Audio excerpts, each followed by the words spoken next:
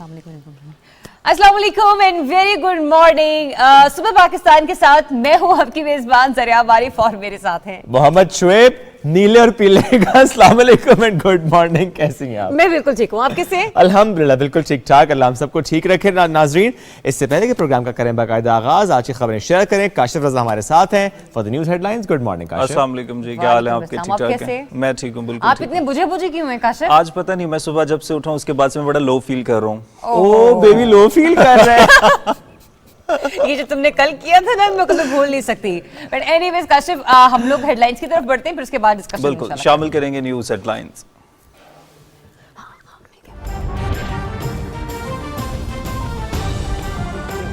चीन के सदर शी जिनपिंग की खसूसी दावत पर वजीर आजम इमरान खान आज से चीन का 4 रोजा दौरा कर रहे हैं। दो तरफा ताल्लुकात, सीपैक समेत मजबूत तिजारती और इक्तसादी ताउन पर तबादला ख्याल होगा। मफाहमती याददाश्तों और मुआहिदों पर दस्तखत होंगे। दौरा चीन मजबूत ताल्लुकात को नई बुलंदियों तक पहुंचाने में मददगार साबित होगा, वजीर आजम इमरान खान। हुकूमत और सनतकारों का मेहनत कशों की कम से कम माहाना उजरत बढ़ाने पर इत्तफाक। दौरे चीन से पहले बिजनेस कम्युनिटी से मुशावरत जरूरी थी। महंगाई की वजह से अवाम पर बोझ का एहसास है। सनतकार और ताजिर बिरादरी आम आदमी को रिलीफ देने के लिए हुकूमत का साथ दें, वजीर आजम इमरान खान। मुल्क की तरक्की के लिए हुकूमती पॉलिसीज पर अमल दरामद में साथ देंगे, army chief general Qamar Javed Bajwa. वजीर आजम इमरान खान और अबूजैबी के वली अहद शेख मोहम्मद बिन ज़ैद अल नहान के दरमियान टेलीफोनिक राबता। 30 जनवरी को हुसी बागियों के मिसाइल हमले की शदीद मजम्मत। मुत्तहिदा अरब अमारात की क़यादत और अवाम से मुकम्मल यकजहती का इजहार। वजीर आजम का मुज़ाकरात और सिफारतकारी के जरिए इलाकाई अमन व सलामती के लिए पाकिस्तान से मुसलसल हिमायत का अयादा। IMF बोर्ड ने पाकिस्तान के लिए अपने प्रोग्राम की 6ठी किस्त की मंजूरी दे दी। वजीर खजाना शौकत तरीन, पाकिस्तान को $1 अरब की किस्त के इजरा से मईशत के इस्तेहकाम और इस्लाहात के अमल में मदद मिलेगी। वजीर इत्तला चौधरी फवाद हुसैन।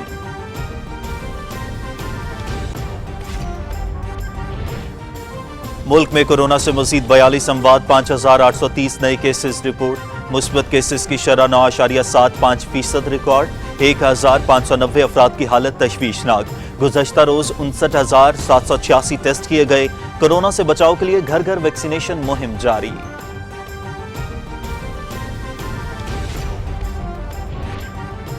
कोरोना का वेरिएंट स्टेल्थ ओमिक्रॉन सामने आ गया। 57 ममालिक में केसेस रिपोर्ट। नई किस्म ज्यादा तेजी से फैलती है।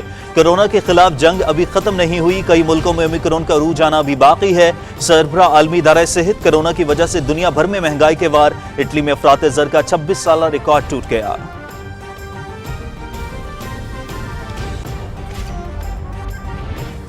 मौसम का मिजाज एक बार फिर बदल गया। खैबर पख्तूनख्वा, इस्लामाबाद, बालाई पंजाब, कश्मीर और गिलगित बल्तिस्तान में तेज हवाएं और गहरे बादल, कहीं हल्की और कहीं तेज बारिश। मलका कौसार, मरी और गलियात में बर्फबारी। हरनाई में तूफानी हवाएं चलने से निज़ाम जिंदगी मफलूज। कराची में तेज हवाओं से सर्दी की शिद्दत में इजाफा।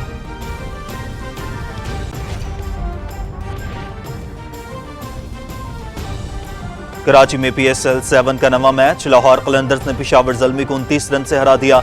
लाहौर कलंदर्स ने 20 ओवर्स में 4 विकेटों पर 199 रन बनाए। पेशावर ज़ल्मी की टीम 20 ओवर्स में 9 विकेटों पर 170 रन बना सकी। PSL 7 के तमाम मुकाबले PTV स्पोर्ट्स HD पर बराह रास्त। चीन में सरमाई ओलंपिक्स के तमाम इंतजामात मुकम्मल। 4 फरवरी से शुरू होने वाले इवेंट के लिए वफूद की आमद जारी। इफ्तिताही तकरीब में वजीर आजम पाकिस्तान समेत कई ममालिक के सरबराह शिरकत करेंगे। ओलंपिक मशल का बीजिंग में 3 रोजा सफर शुरू। अमेरिका यूक्रेन के मामले पर जंग से गुरेज करे। बहरान के हल के लिए बातचीत के लिए अभी भी तैयार हैं। रूसी सदर व्लादिमीर पुतिन, रूस अमन चाहता है तो यूक्रेन की सरहद से फौज वापस बुलाए।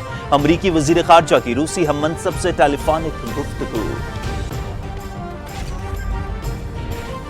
भारत का जंगी जुनून बढ़ने लगा। तौसी पसंदाना अज़ाइम के तहत दिफाई बजट में 10% इजाफा। भूख और अफलास से बिलखते भारतीय अवाम के 52 खरब 50 अरब रुपए मोदी हुकूमत ने हथियारों और जंगी साजो सामान में झोंक दिए। मकबूजा कश्मीर में भारतीय रियासती दहशतगर्दी, जिला शोपियां में एक और नौजवान शहीद। काले कवानीन की आड़ में कश्मीरी मुसलमानों की मुनज़्ज़म नस्लकुशी। अगस्त 2019 से अब तक 1 दर्जन खवातीन समेत 538 कश्मीरियों को शहीद किया गया। पंजगोर और नौशकी में सिक्योरिटी फोर्सेस के कैंपों पर दहशतगर्दों के हमले नाकाम। पंजगोर में दहशतगर्दों के साथ शदीद फायरिंग के तबादले में एक फौजी जवान शहीद। नौशकी में दहशतगर्दों की FC कैंप में दाखिल होने की कोशिश। बरवक्त जवाबी कार्रवाई में 4 दहशतगर्द मारे गए। और अबूरी अफगान काबीना ने पाकिस्तान और अफगानिस्तान के दरमियान बस सर्विस की मंजूरी दे दी। बस सर्विस जलालाबाद से पेशावर और कंधार से कोयटा के दरमियान चलेगी।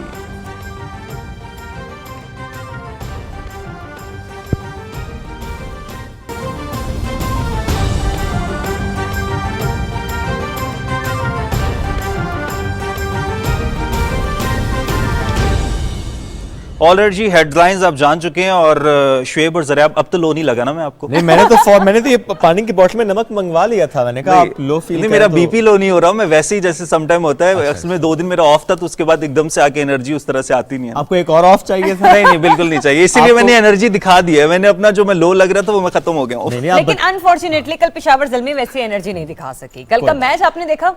नहीं, मैं कल का मैच नहीं देख सका छुट्टी मना रहे वजूहात की बिना पर। कैसी छुट्टी है कि तुमने मैच भी नहीं देखा? नहीं, तुम लो भी फील कर रहे हो? मेरी फैमिली में बना रहे थे। मेरी फैमिली में कुछ मेडिकल इमरजेंसी चल रही थी तो मैं था नहीं। लेकिन लाहौर कलंदर्स की जब बात आती है तो मुझे वो पहला PSL याद आ जाता है जब लाहौर कलंदर्स कुछ नहीं कर पा रहा होता था।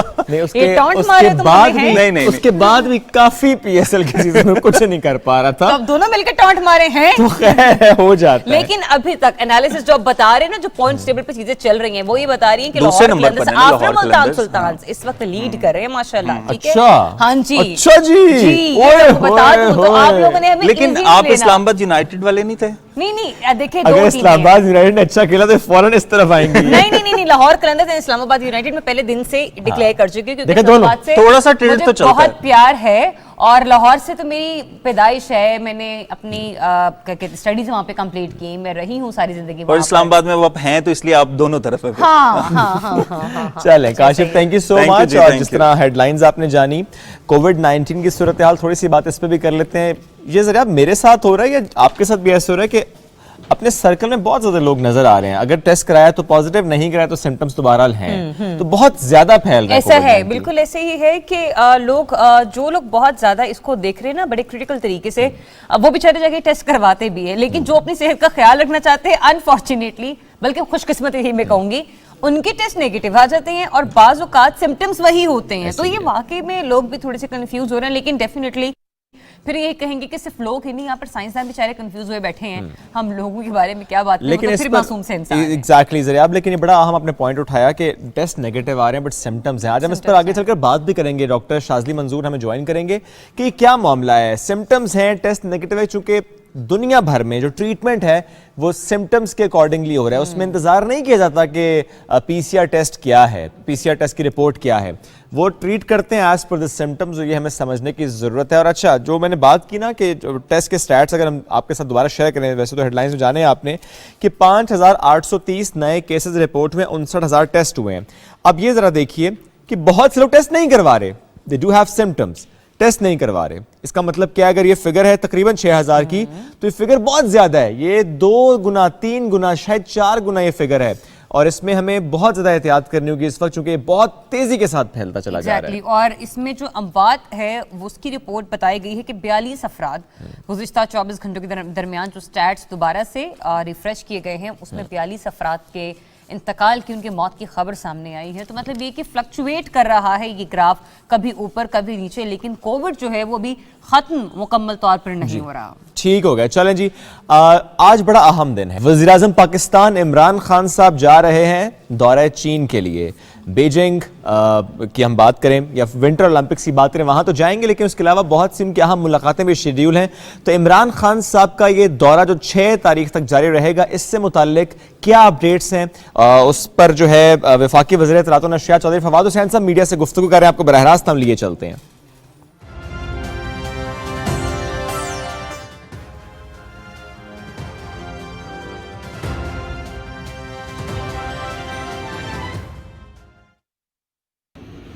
अब से कुछ देर बाद वज़ीर आज़म इमरान खान एक आला सतही वफ़द के साथ चीन के एक बहुत ही अहम दौरे के ऊपर रवाना हो रहे हैं, जहां पर उनकी मुलाकात होगी प्रेसिडेंट शी से। प्रेसिडेंट शी 2 साल के बाद पहली बार किसी आलमी रहनुमा से मुलाकात करेंगे और वो पाकिस्तान के वज़ीर आज़म इमरान खान होंगे। इस जो चीन का दौरा है, इसका जो बुनियादी मकसद है वो सरमाई ओलंपिक्स में पाकिस्तान की नुमाइंदगी करना है, और सरमाई ओलंपिक्स में जो एक इफ्तिताई तकरीब है उसमें पाकिस्तान की तरफ से जो खैर सगाली का जज्बा है वो चीन तक पहुंचाना है। 20 और ममालिक के सरबराहान इस वक्त चीन में मौजूद हैं। वज़ीर आज़म साहब की जो मुलाकातें हैं उनमें बहुत ही तफसीली मुलाकातें शामिल हैं चीन के बिजनेसेस से, और चीन के बहुत सारे बिजनेसेस इस दौरे के बाद इंशाल्लाह पाकिस्तान में अपनी जो इंडस्ट्री है चीन की एक बहुत बड़ा हिस्सा वो पाकिस्तान में शिफ्ट होगा। उसके साथ साथ वज़ीर आज़म की प्रेसिडेंट शी और वज़ीर आज़म ली से मुलाकातें होंगी अलहदा-अलहदा, और जो चीन के बड़े सरमायाकार हैं उनसे भी उनकी मुलाकातें जो हैं वो तय हैं। सो इंशाल्लाह ये दौरा पाकिस्तान और चीन के दरमियान ताल्लुकात की जो पहले से ही अल्हम्दुलिल्लाह हिमालय से ऊंचे और बहरा अरब से गहरे हैं, उनमें उनकी जो वुसअत है उसमें मज़ीद इजाफा करेगा। वफाकी वज़ीर इत्तलात व नशरियात चौधरी फवाद हुसैन साहब की खुसूसी गुफ्तगू, इमरान खान साहब का दौरा चीन, उससे मुतालिक ये अपडेट है। चीनी क़यादत की खुसूसी दावत पर आज से 6 फरवरी तक इमरान खान साहब का यह दौरा है, जहां वो चीन के सदर शी जिनपिंग से मुलाकात करेंगे, और इन मुलाकातों में 2 तरफा ताल्लुकात, सीपैक समेत मजबूत तजारती और इक्तसादी ताउन पर खुसूसी तवज्जो दी जाएगी। दोनों ममालिक की क़यादत अहम इलाकाई और बैनुल अक़वामी अमूर पर तबादला ख्याल करेंगे, और सीपैक इज द थिंग जिस पर डिस्कशन होनी है। इसके अलावा तर्जुमान दफ्तर ख़ारजा आसिम इफ्तिखार साहब ने भी इससे मुताल्लिक़ डिटेल्स शेयर की थी, और उन्होंने कहा था काबीना के अरकान, सरकारी अफसरान समेत आला सतह का वफ़द भी वज़ीर आज़म के हमरा होगा। लेकिन अभी जो हमने आपको चंद लम्हात पहले चौधरी फवाद हुसैन साहब की जो मीडिया ब्रीफिंग है ये सुनवाई, जिसमें उन्होंने पूरा प्लान बताया कि जो अहम मुलाकात है वज़ीर इत्तलात चौधरी फवाद हुसैन साहब ने इस पर गुफ्तगू करते हुए जो डिस्कशन की है वो मीडिया से गुफ्तगू की है, वो हम सुनवा रहे थे आपको। चौधरी साहब मीडिया से गुफ्तगू कर रहे थे वज़ीर आज़म पाकिस्तान इमरान खान के दौरे चीन से मुताल्लिक, और 6 फरवरी तक वज़ीर आज़म पाकिस्तान इमरान खान चीन में मौजूद रहेंगे, और इस सिलसिले में न सिर्फ वो वहाँ की कुछ अहम क़यादतों से मुलाकातें भी करेंगे, बल्कि जो सरमायाकार हैं उनसे भी मुलाकातें मुतवक्को है। इंतहाई अहमियत का हामिल ये दौरा तस्वुर किया जा रहा है वज़ीर आज़म पाकिस्तान इमरान खान का इस सिलसिले में, और दोनों ममालिक के हवाले से अगर बात की जाए तो बरादराना ताल्लुक़ न सिर्फ है, बल्कि हम ये कह सकते हैं कि सीपैक जो कि इंतहाई एक अहम मामला है, उस पर भी जो फ्यूचर प्लान्स है उस पर भी डिस्कशन की जाएगी। सरमाई ओलंपिक्स की इफ्तिताही तकरीब में भी जज्बा खैर सगाली के लिए prime minister of Pakistan Imran Khan अपनी शमूलियत इख्तियार करेंगे। साथ ही साथ आपको बताएं कि दोनों ममालिक के दरमियान जो 2 तरफा ताल्लुकात हैं, इस सिलसिले में भी अहम वफूद से मुलाकात जो है वो की जाएगी।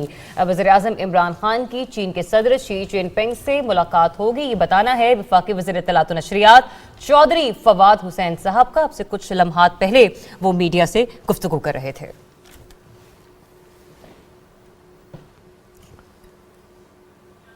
जी तो ये एक अहम मुलाकात जो है वो होने जा रही है इंशाल्लाह इन कमिंग डेज, और आज प्राइम मिनिस्टर पाकिस्तान इमरान खान साहब रवाना हो जाएंगे। हमारी बेस्ट विशेस आपके साथ है प्राइम मिनिस्टर साहब। डेफिनेटली पाकिस्तान के लिए, मुल्की सालमियत के लिए, दोनों ममालिक के दरमियान जो ताल्लुकात हैं उनके लिए आप जो भी इक़दाम उठाएंगे, यकीनन एक मुल्की सरबराह की हैसियत से आप पाकिस्तान के हक़ में और एक दोस्त मुल्क के हक़ में जो तमाम फैसले हैं, इस सिलसिले में हम बहुत सारे ऐलानात और इक़दाम होते हुए देखेंगे आने वाले दिनों में। एग्जैक्टली, और इसके अलावा जो साइड लाइन्स मुलाकातें ज़रिया वो भी बहुत अहम है। जिस तरह पुतिन उन्होंने भी ज़ाहिर है यहाँ पर पहुँचना है, और जब पाकिस्तान और रशिया की बात है तो वो भी मुलाकात अगर होती है और उसमें कुछ गुफ्तगू होती है तो ये बड़ी अच्छी बात है रीजनल कोऑपरेशन के एतबार से। तो लेट्स सी आने वाले दिनों में किस तरह की खबरें आती हैं, और हम सब उम्मीद हैं, इस उम्मीद से ये गुफ्तगू कर रहे हैं कि अच्छी खबरें आएंगी इंशाल्लाह। अब PSL सीजन 7 की बात करेंगे, क्योंकि मेरे ही जो कल की टीम है वो कल जीत चुकी है मैच, और पाकिस्तान सुपर लीग के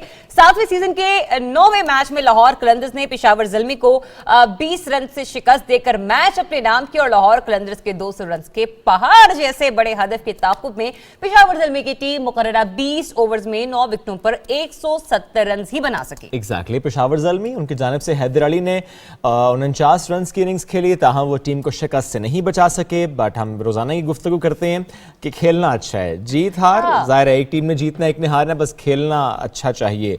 लाहौर कलंदर्स उनके फास्ट बॉलर की अगर हम बात करें तो जमान खान शानदार बॉलिंग उन्होंने की और इस बिना पर प्लेयर ऑफ द मैच करार पाए। 4 ओवर्स में 32 रन देकर 3 विकेटें उन्होंने हासिल की। तो मुबारकबाद लाहौर मुबारकबाद। और खासा इंटरेस्टिंग मैच था क्योंकि जब दूसरी इनिंग स्टार्ट हुई तो शाहीन शाह अफरीदी जो कि कैप्टन है लाहौर कलंदर्स के, उन्होंने इस इनिंग्स का आगाज किया अपनी फास्ट बॉलिंग के साथ, अपनी स्पिन बॉलिंग के साथ, और दूसरी ही बॉल में उन्होंने ओपनिंग बैट्समैन को पवेलियन की राह वापस दिखलाई। तो काफी एक खूबसूरत यॉर्कर शॉट देखने को मिली, जिस तरह से उन्होंने बिल्कुल विकेट के दरमियान में अटैक किया था ना, मेरे ख्याल से वो माइंड ब्लोइंग था। एग्जैक्टली। चले जी बढ़ते हैं आगे। पाकिस्तान कितना प्यारा लगता है सुनकर, ये लफ्ज़ पाकिस्तान, इसकी आज बात करते हैं। इसके खालिक चौधरी रहमत अली आज 71वीं बरसी उनकी मनाई जा रही है। पहली मर्तबा लफ्ज़ पाकिस्तान का नाम उन्होंने ही इस्तेमाल किया। तो ये जो सोच थी पाकिस्तान के हवाले से, इस नाम के हवाले से जिनकी थी, उनकी ज़िंदगी पर एक रिपोर्ट आपको दिखाते हैं।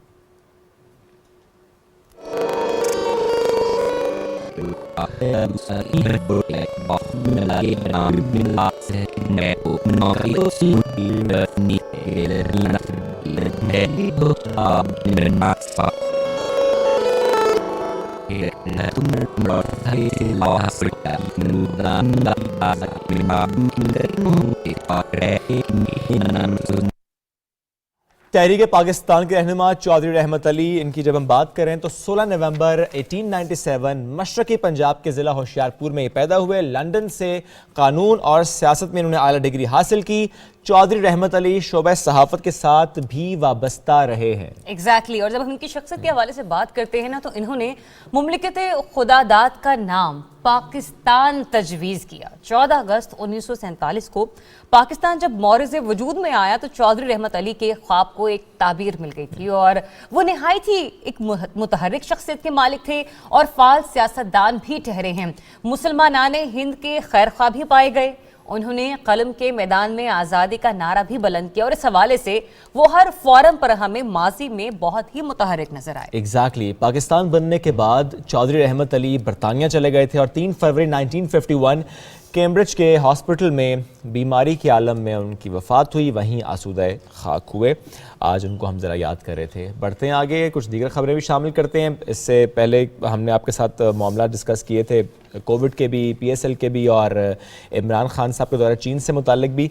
ज़रा बढ़ते हैं आगे, कुछ और मामला भी हैं और उस पर हम ज़रा पेशावर आपको लेकर चलते हैं। पेशावर के BRT मंसूबे की बात करते हैं। खासी पजीराई मिल रही है पेशावर BRT मंसूबे को, और 2022 सस्टेनेबल ट्रांसपोर्ट अवार्ड के लिए नामजद किया गया है पेशावर BRT को। वज़ीर मुमलिकत इत्तलात व नशरियात फ़ारूक हबीब साहब ने ट्वीट की है और इस ट्विटर पैगाम में कहा कि बेहतरीन ट्रांसपोर्ट सर्विस के हामिल दुनिया के 3 शहरों की फहरिस्त में rapid transport system Peshawar BRT Peshawar का शुमार एक बहुत बड़ी कामयाबी है। एग्जैक्टली। और वाशिंगटन DC में एक तकरीब मुनक्किद की जा रही है इसी सिलसिले में। 9 फरवरी को ये बताना है वज़ीर मुमलिकत का, और डेफिनेटली उस तकरीब में जो है अवार्ड्स को तकसीम किया जाएगा और उसी तकरीब के हवाले से जो नॉमिनेशंस हैं वहां पर पेशावर जो BRT मंसूबा है वो स्टैंड करता हुआ हमें दिखाई दे रहा है, जो कि मेरे ख्याल में एक नॉमिनेशन भी होना एक बहुत आपके लिए एजाज की बात है कि मुल्क में अगर आपके यहाँ कोई अच्छे इक़दामात उठाए जा रहे हैं लोगों की फलाह बहबूद के लिए, उनको फैसिलिटेट करने के लिए, तो ऐसे में अगर आपको आलमी दायरा या आलमी क़वानीन देखते हैं कि आपने किस तरह से उस पर काबू पाया है और उनको अवाम के लिए मजीद मौसर बनाया है, तो मेरे ख्याल से ये एक बहुत ही खुशी की और खुशाइंद बात है। एग्जैक्टली। छोटी सी ब्रेक लेते हैं नाज़रीन, ब्रेक से वापस आएंगे। हमारे बहुत प्यारे मेहमान आज साथ मौजूद हैं, उनसे आपका तारुफ भी कराएंगे और डिस्कशन को कंटिन्यू करेंगे। Stay with us.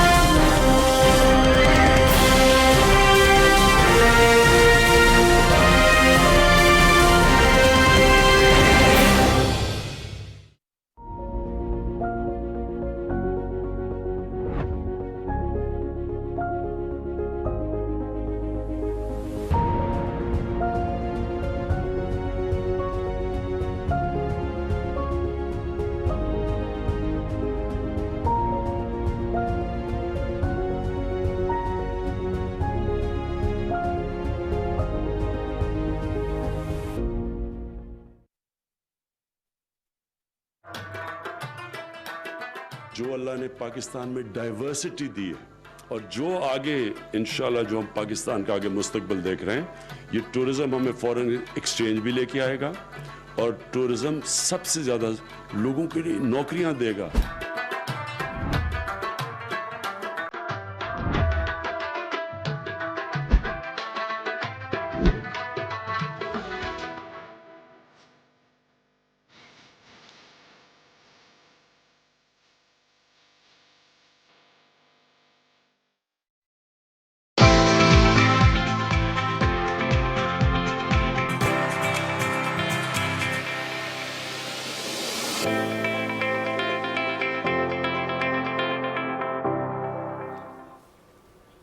Ji welcome back. Break के बाद आपको एक बार फिर से खुशामदीद कहते हैं। हमारे लाउंज में आकर बैठ जाने का हरगिज ये मतलब होता है कि हमारे पास अब हमारे मेहमानों की आमद का सिलसिला शुरू हो चुका है और आज एक ऐसी मेहमान शख्सियत जो कि प्रोग्राम सुबह पाकिस्तान का हिस्सा बने हैं, उनसे न सिर्फ हम बहुत सारी बातें करेंगे हमारे औलियाए कराम और उनके यूं कह लीजिए रवैये और उनके पैगामात के हवाले से, बल्कि जो हमारी यूथ है उसको हम किस तरह से उनकी तरफ राग़िब कर सकते हैं, इस पर भी हम बात करेंगे। क्योंकि हम बात करने जा रहे हैं आज तसव्वुफ की, कि तसव्वुफ जो है वो किस किस्म का पैगाम है।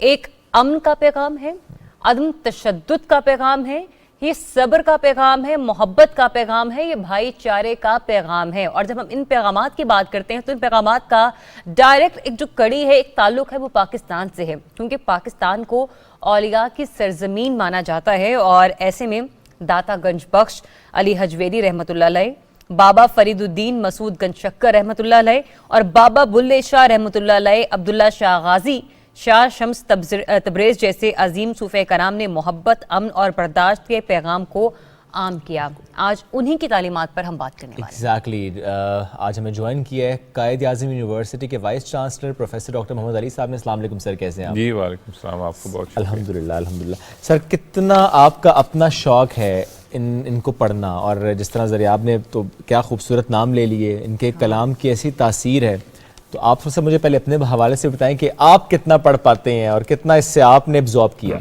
देखें, हर मुल्क में जहाँ भी मुख्तलिफ कौमियतें रहती हैं, हर शहरी को अपने विरसे, अपनी सकाफत से आशना होना चाहिए और फिर अपने वतन से मोहब्बत भी होनी चाहिए।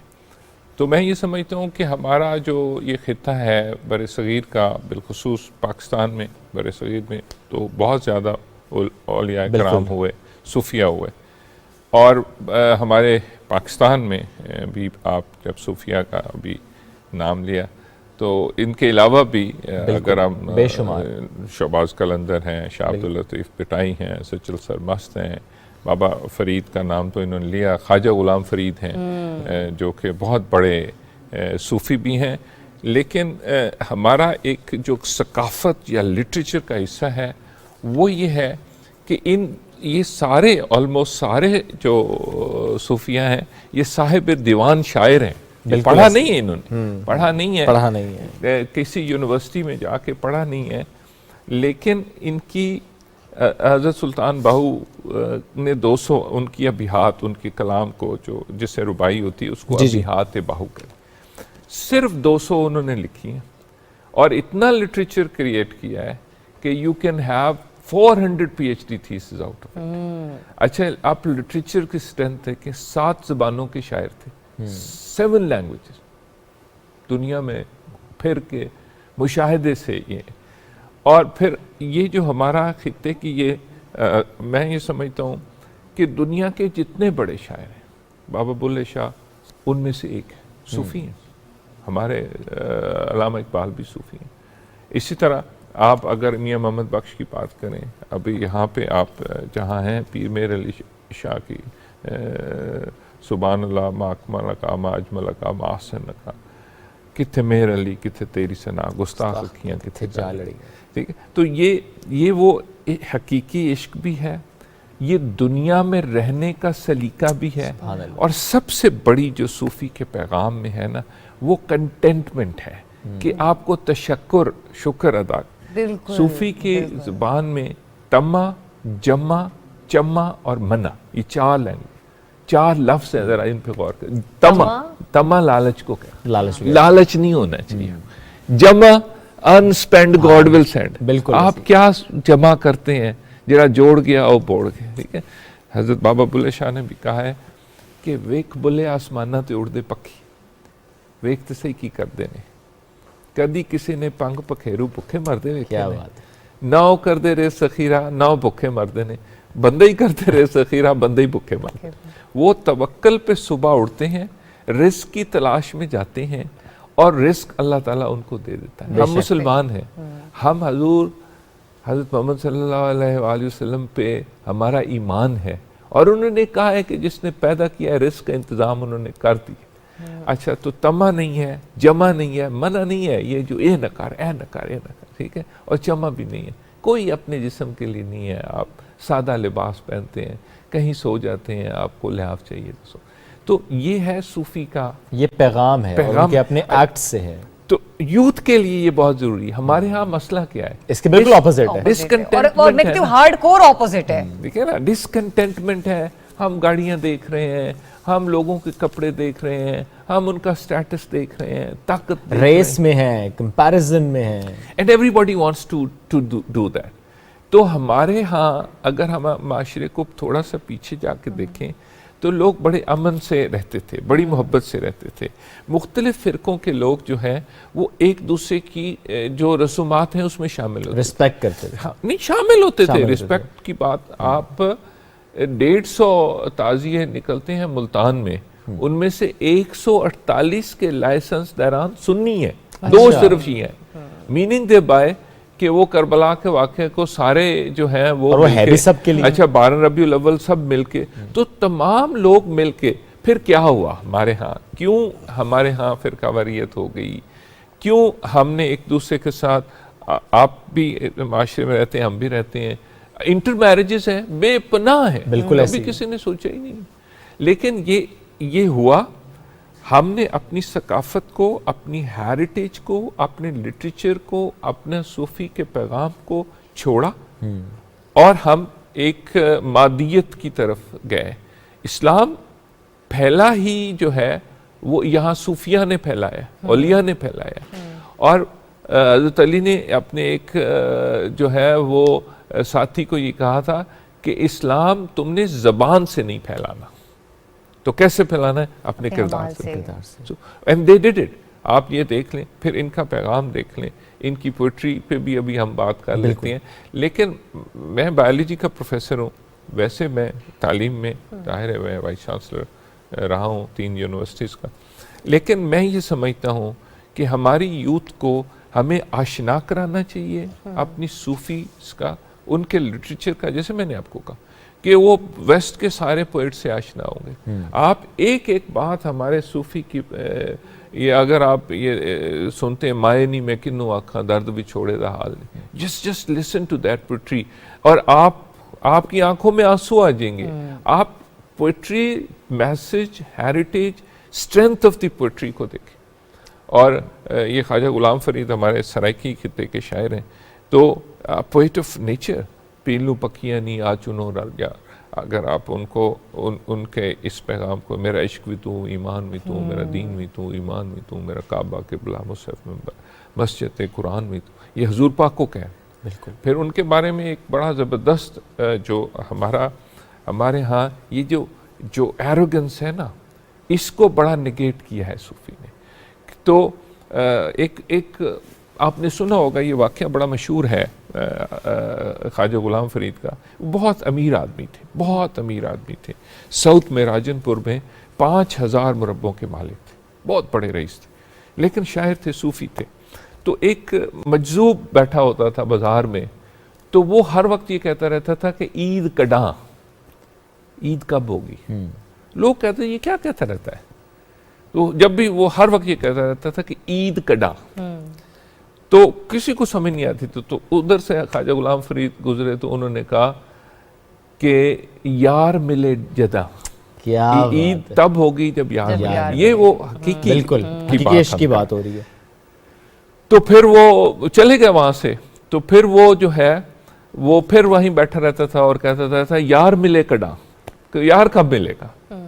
फिर वो लोगों को कुछ समझ नहीं आती थी, कुछ दिनों के बाद फिर ख्वाजा साहब का वहां से गुजर हुआ, तो उन्होंने कहा मैं मरे जड़ा, मैं मारो अपनी, मैं मारो। ठीक है, इसी तरह जो है वो बाबा बुल्ले शाह ने भी कहा है कि फुल्लां दा तू अतर बना, अतरां दा फिर कढ़ दरिया, दरिया विच फिर रज के नहा, मच्छियां वांगू तारियां ला, फिर भी तेरी बो नहीं मरनी, पहले अंदरों मैं मुका। सो आपको इज्जत होना है, आपको इज्जत करने वाला बनना चाहिए दूसरों की। और आप ये देखें, आप ये आपके लोग आपके साथ काम कर रहे हैं, आप बैठे हुए हैं, हम सारे बैठे हुए हैं, आप यकीन करें, मैं आपको एक बात बताता हूँ, आप लोगों की इज्जत करके देखें, जितनी आपको कंटेंटमेंट और खुशी इस बात पे होगी ना, किसी और चीज़ पे नहीं होती। आप 7 स्टार में जाके खाना खा लें, उससे भी नहीं। तो अगर आप ये प्रैक्टिस करें ना, जैसे सुल्तान बाहू ने एक बड़ा ज़बरदस्त उनका कलाम है कि अल्लाह अल्लाह चंबे दी बूटी मेरे मुर्शिद मन विच लाई हो, नफ़ी असबात मैं नेगेटिव एंड माइनस, नफ़ी असबात न पानी पीता हर रगी हर जाही हो, अंदर बूटी मुश्क मचाया जद फुला थे आई हो, तो जीवे मुर्शिद कामिल बाहू जैसे बूटी लाई हो। सो द पॉइंट इज़ कि हमारा जो लिटरेचर, जैसे मैंने आपको इसके ऊपर आप सर, जब हम लिटरेचर की बात करते हैं प्रोफेसर साहब, मैंने भी जब ग्रेजुएशन अपने कंप्लीट की उस वक्त एक नॉवेल्स पढ़ाए जाते हैं जो बीए के स्टूडेंट्स होते हैं, उन्हें मिस्टर शिप्स पढ़ा दिया जाएगा, कोई और पढ़ा दिया जाएगा, मतलब आपको इंग्लैंड या कोई ब्रिटिश जो स्टार है उसकी स्टोरी सुनाई जाती है। वही एक कच्ची उम्र होती है जब हमारे फर्स्ट ईयर सेकेंड ईयर के स्टूडेंट्स होते हैं, क्योंकि अक्सर ये जुमला भी कहने को मिलता है, अभी नया नया कॉलेज आए ना तो हवा लग गई है ऐसे। तो मेरे ख्याल से ये वही मामलात, ये वही उम्र होती है जब बच्चों की जो आपको होता है ना, उनके बिहेवियर में चेंज लाने के लिए निसाब में इस तरह का लिटरेचर, बजाय कि वो मिस्टर शिप्स पढ़ाए जा रहे हैं, कुछ और पढ़ाया जा रहे हैं, इस तरह का एडिशन जरूर होना चाहिए। इसके लिए किस तरह से रिफॉर्म्स होंगे? देखें, ये इतना ज़बरदस्त आपने सवाल किया, मैं ये कहता हूँ वो भी पढ़ाना चाहिए। कंपैरेटिव लिटरेचर पढ़ाएं ना, हाँ, कंपैरेटिव लिटरेचर पढ़ाएं ना, वो पढ़ाएं, हम नहीं कह रहे कि नहीं पढ़ाएं, बिल्कुल होना चाहिए, अब वेस्ट को भी पढ़ाएं। लेकिन अब कंपैरेटिव लिटरेचर में हमारे इतने स्ट्रॉन्ग लिटरेचर को आप इग्नोर क्यों कर रहे हैं? अभी आप सिंगर नेशनल करिकुलम ला रहे हैं, तो आप सूफीज़म को सूफीज़म आप उसमें पढ़ाएं ना। जैसे मैंने आपको कहा कि मैं आपको एक कलाम बताता हूँ, फिर आप उसको वेस्ट के, ये तन मेरा चश्मा होवे मुर्शद वेख न रजाऊं। अब इसका मतलब ये सुल्तान बाहू को, ये तन मेरा चश्मा हो, पूरा जिस्म मेरा आंखें हो, ये तन मेरा चश्मा होवे मुर्शिद वेख न रजाऊं। पूरा जिस्म है, आंखें हैं, मुर्शिद वेख, लू दे विच लख लख चश्मा, हर जो हम आपका वो है ना बोर में लाख लाख आंखें हो, एक खोला एक कज्जा हूं, एक खोलूं एक बंद करूं, इतना डिठिया सबर ना आवे मुड़ किथे मैं बजाऊं, कि मेरे हर लू में लाख लाख चश्मा है, सारा जिस्म चश्मा है, और मुर्शिद वेख के मैं तो बात वही हकीकी मुर्शिद की हो रही है। इतना डिठिया सबर ना आवे मुड़ किथे मैं बजाऊं, कि इतना देख के भी मुझे सबर नहीं आ रहा, मुर्शिद दा दीदार है बाहू, मैनू लख करोड़ा आ जाऊं। So just look at the strength of the literature, the example which Hazrat Sultan Bahu is giving.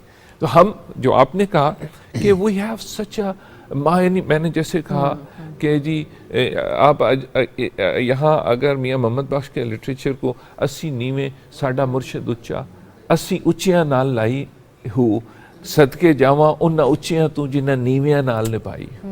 इसी तरह ये जो आपने बाबा फरीद की बात की है कि जाग फरीदा सुत्या तेरा सौन नाल की, मालिक जनादे जागदे उन्हें कुत्तियां सौना की। तो बात यह है कि हमारे लिटरेचर में इतनी स्ट्रेंथ है, इतना मैसेज है कि अगर हम इसको अपने, जैसे आपने कहा कि लिटरेचर का हिस्सा बनाएं, और लोग हमारे लिटरेचर को अंडरस्टैंड नहीं करते। हज़रत बाबा फरीद का एक कलाम है और उसमें इतना ज़्यादा मैसेज है, वो कलाम ये है कि कोई बन गया जीनत पखियां दी, कोई छड़ के शीश महल चले। हर इंसान मुख्तलिफ किस्मत लेके पैदा होता है, मुख्तलिफ जगह पे। पक्षी कहते हैं ये जो खाना बदोश टेंट लगाते हैं ना, कोई बन गया जीनत पक्षी, कोई उनमें टेंटों में रहा, कोई छड़ के शीश महल चले, कोई पलिया नाज ते नखरियां था, कोई रेत गरम ते थल चले, कोई नाज नखरों से पला, कोई रेत गरम पे चला, पाँव जलते हैं बच्चों के, कोई बन गया जीनत पखियां दी, कोई छड़ के शीश महल चले, कोई पलिया नाज ते नखरियां दा, कोई रेत गरम ते थल चले, कोई भूल गया मकसद आवन दा, कोई करके मकसद आल चले। कोई ऐसा शख्स है जो अपना आने का मकसद, हर शख्स को अल्लाह ताला ने किसी मकसद के लिए, बेशक ऐसी कोई भूल गया मकसद आवन दा, कोई करके मकसद हाल चलिया। इतने हर कोई फरीद मुसाफिर है, कोई अज चलिया कोई कल चलिया। मैं सिर्फ आप ये कह रहा हूँ कि आप जरा इंजॉय करें इसको, इस पोइट्री को, जो हम वेस्टर्न पोइट्री को भी इंजॉय करते हैं, मैसेज को इंजॉय करें। और द मैसेज में ह्यूमैनिटी है, रिस्पेक्ट है, लालच की कमी है, ये वो मैसेज है जो कि हमारे खित्ते की स्ट्रेंथ है। तो सर इस सिलसिले में स्टूडेंट्स को इस तरफ राग़िब करने के लिए कुछ सेमिनार्स वगैरह भी किए जा रहे हैं कायद-ए-आज़म यूनिवर्सिटी की तरफ से, या फिर कुछ इस तरह के सेशन जिसमें आप लोग कॉम्पिटिटर के तौर पर बाकी यूनिवर्सिटीज़ को भी इन्वॉल्व कर सके? जी, मैं पहले गवर्नमेंट कॉलेज यूनिवर्सिटी फैसलाबाद में रहा हूँ 4 साल वाइस चांसलर। वहाँ मैंने बहुत ज़्यादा इस पे इंट्रोड्यूस करवाया है, और कायद-ए-आज़म यूनिवर्सिटी में भी हम बहुत रेगुलरली, क्योंकि मैं ये समझता हूँ कि ये बड़ा इम्पोर्टेंट हमारा ये एक हिस्सा है स्टूडेंट्स के कैरेक्टर बिल्डिंग का, उनके अंदर एक उनको बेहतरीन इंसान बनाने का। लेकिन जैसे आपने पहले कहा, इसको नेशनल लेवल पे मैं जो आपने सजेशन दी, मेरा 100% इस पे जो है मैं बिलीफ है कि हमारे लिए ये बहुत फ़ायदा मंद हो सकता है। सही है। हमारे अंदर अपने मुल्क से मोहब्बत, जैसे आप पहले बात कर रहे थे, पाकिस्तान से मोहब्बत, इस इलाके से मोहब्बत, अपने लोगों से मोहब्बत, और अपनी वरासत पे फ़ख्र, ये सबसे इम्पॉर्टेंट चीज़ है कि we must be very proud of our heritage and culture. ये बड़ा ज़बरदस्त हमारे अंदर ये चीज़ें मौजूद हैं। और हमारा ये जो जितने भी सूफिया हैं, इनका मैंने जैसे कहा कि दो एस्पेक्ट्स हैं। जिस तरह ये ज़िंदगी को देखते हैं वो, ये बड़ा इम्पोर्टेंट। दूसरा उनका लिटरेचर, दोनों को we have to be very proud. और अगर आप सिंध में भी चले जाएं, सिंध के अंदर सूफ़ी का बड़ा डोमिनेंट रोल रहा, और सिंध के अंदर आप ये देखेंगे कि फ़िरका वारियत कम है। जहाँ भी हमने सूफ़ी के पैगाम को छोड़ा, उस वजह से हमारे अंदर ये इंतशार पैदा हुआ, इंतशार और तकसीम जो है, ये सर ये कितना अहम है कि हम इस लिटरेचर को ज़रा पढ़ना तो अहम है, लेकिन उसे कनेक्ट भी करें। अच्छा, इनका पैगाम क्या था, इस मामले पे इनका पैगाम ये था, ये जो कनेक्टिंग द डॉट्स है, ये कितना अहम है। देखिए, यही इम्पॉर्टेंट चीज़ ये है कि स्टार्ट हम लें। स्टार्ट ये है कि जैसे इन्होंने कहा कि हम इसको लिटरेचर में देखें, शामिल करें। हाँ, ये अब और आई थिंक सर इस सिंगल नेशनल करिकुलम में थोड़ा सा ये चीज़ें शामिल हो भी रही हैं। ज़ाहिर है with the passage of time हम इसको देखेंगे, अभी आहिस्ता आहिस्ता हम आगे बढ़ रहे हैं। लेकिन यहाँ पे ना मैं आपसे डिस्कशन में ये भी कहना चाहूँगी कि सिर्फ जब हम लोग भी पढ़ते थे ना, सर आप यकीन कीजिए, अगर हम हिस्ट्री जब से पढ़ रहे हैं, कुछ और भी स्टोरी पढ़ रहे हैं, स्टूडेंट्स का सारा वो फोकस कहाँ पर होता था? वर्ड्स मीनिंग, ये मतलब इस तरह की आपको समझाया नहीं जा रहा, आपको बताया नहीं जा रहा। ये ऐसी शख्सियत, जिनके चंद शख्सियत के मैंने नाम भी लिए, इनके मज़ारात तो पाकिस्तान की सरजमीन पर है ना। बच्चों में एक कनेक्टिविटी जिसकी आप बात कर रहे थे शुएब, कि अगर वो एक लिटरेचर पढ़ रहे हैं तो जिस तरह से बहुत सारे ट्रिप्स अरेंज होते हैं, बहुत सारी चीज़ें होती हैं, तो आप इनको जो सूफीज़म से मोहब्बत रखने वाले हैं, आप उनको जाके वो विजिट करवा रहे हैं, आप उनको बता रहे हैं कि ये हमने आपको पढ़ाया था, ये उनका श्राइन है, यहाँ पर इस तरह से है, ये चीज़ की कनेक्टिविटी, तो ज़्यादा अच्छे तरीके से आपको वो चीज़ समझ भी आती है और आपकी रूह में भी बसती है। इसका बहुत ज़्यादा, मैं कहती हूँ, बहुत कमी हमें देखने को मिल रही है। देखिए, एक हम और जो काम कर सकते हैं वो सूफी टूरिज्म है। ठीक है, जैसे आपने कहा कि हम वहाँ शराइन पे ले जाएं, उनका पैगाम, जैसे दादा साहब हैं, कशफुल माजूब है। अच्छा, अब मैं एक और इससे थोड़ा सा जी बात यह है कि हमने इस मुल्क में, आप भी पढ़े हम भी पढ़े, हमने कुरान मजीद को स्टूडेंट्स के लिए इतना उस तरह ट्रांसलेशन नहीं की कि वो अंडरस्टैंडेबल हो। दूसरा, सीरत आपने कितनी पढ़ी? आप तो हमारे करिकुलम में सीरत नहीं है। तीसरा, यही हमारा जो सूफी का पैगाम है सॉरी, इसको हम आसान बना सकते हैं और लोगों को जो कुरान मजीद का भी मैसेज है उसको भी आसान अल्फाज में बच्चों को पढ़ाएं। सीरत को बहुत आसान अल्फाज में, फ्रैंकली हम में से कितने लोगों ने सीरत की किताबें पढ़ी।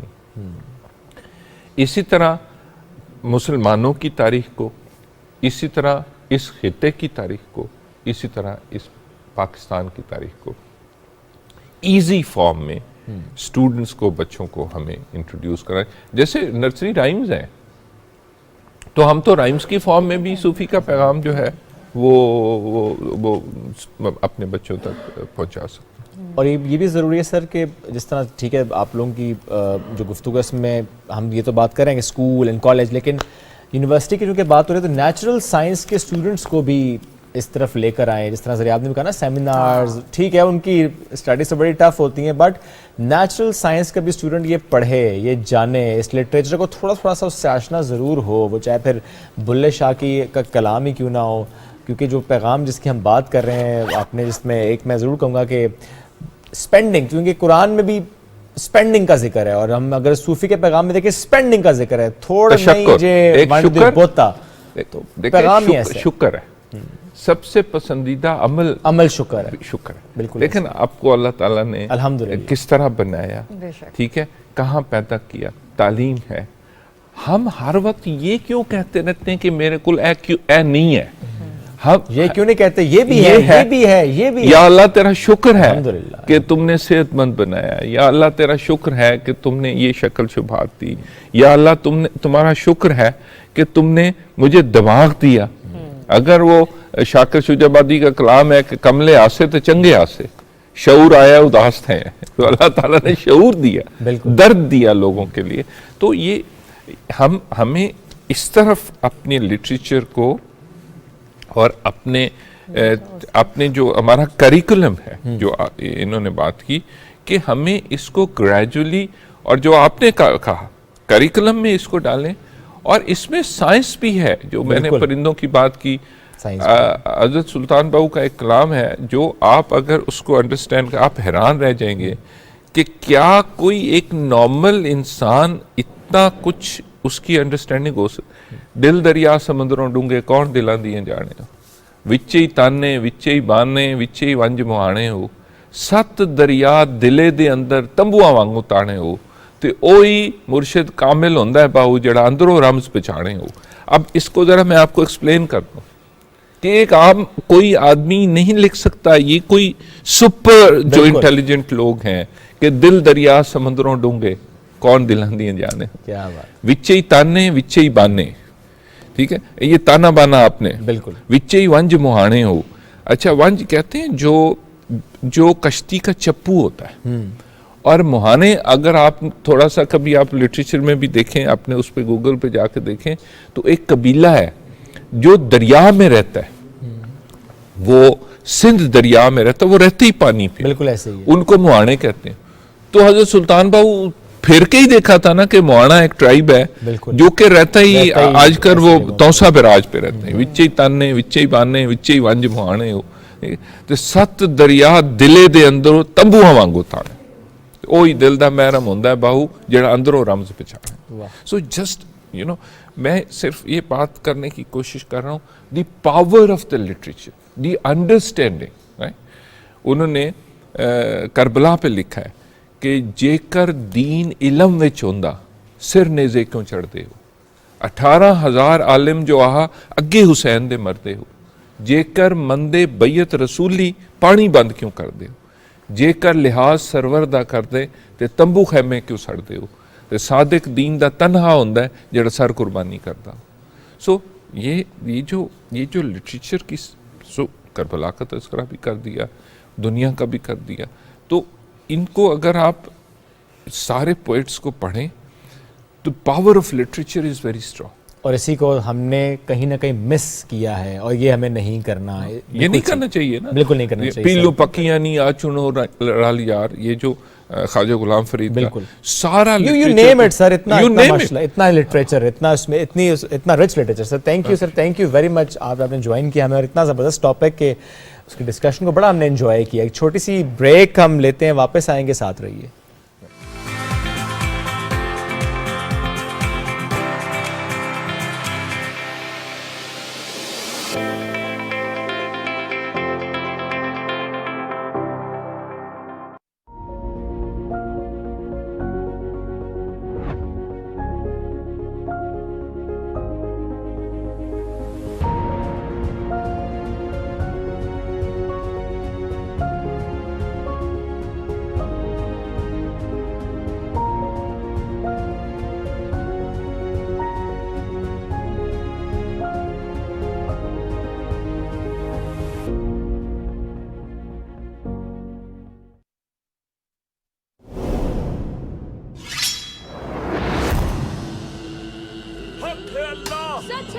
तुम लोग ताकत हो इस औताक की, अगर मिलकर साथ खड़े रहोगे तो औताक भी तुम्हारे इत्तेहाद की वजह से मजबूत होगा।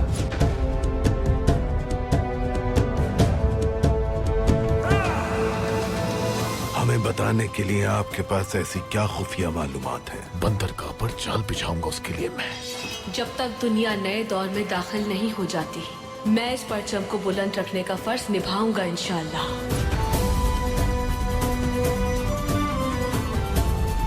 मशरिक की तरफ जाने वाले रास्ते में उसे मारना होगा रिपुका। इसकी कीमत चुकानी होगी तुम्हें। बरके खान को उस जासूस का नाम कभी नहीं बता सकोगे। अपनी हैसियत से बड़ी जसारत कर दी तुमने।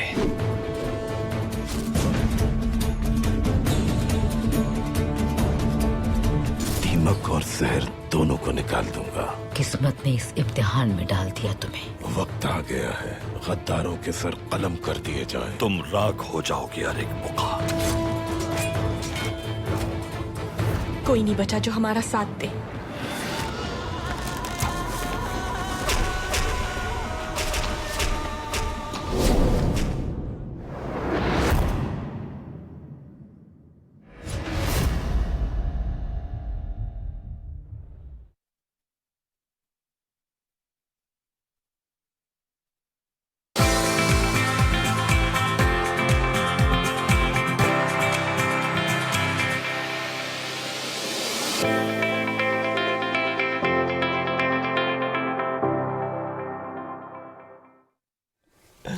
Welcome back after the break. कोविड-19 नया वेरिएंट ओमिक्रॉन अब इतना नया भी नहीं रहा, अब तो खासा पुराना होता जा रहा है। घर घर में समा चुका है ओमिक्रॉन वेरिएंट। ये खांसी नॉर्मल हाँ, है। ये मेरे मसले चलते रहते हैं। हाँ, चलते रहते हैं, कोई बात नहीं। अभी जो ओमिक्रॉन वेरिएंट है इसकी वजह से थोड़ी सी कंफ्यूजन भी है। वो कंफ्यूजन क्या है?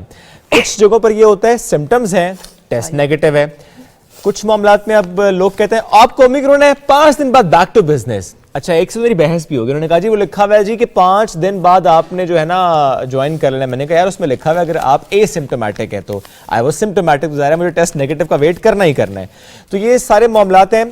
क्वारंटीन के लिए क्या नए अहकामात हैं, आइसोलेशन के लिए क्या नई गाइडलाइंस हैं, कोविड-19 की नई गाइडलाइंस क्या है। तो पहले था ना 14 दिन की आइसोलेशन, तो अब क्या है, इस पर बात करेंगे। पल्मोनोलॉजिस्ट डॉक्टर शाजली मंजूर इज विद अस। अस्सलाम वालेकुम, गुड मॉर्निंग।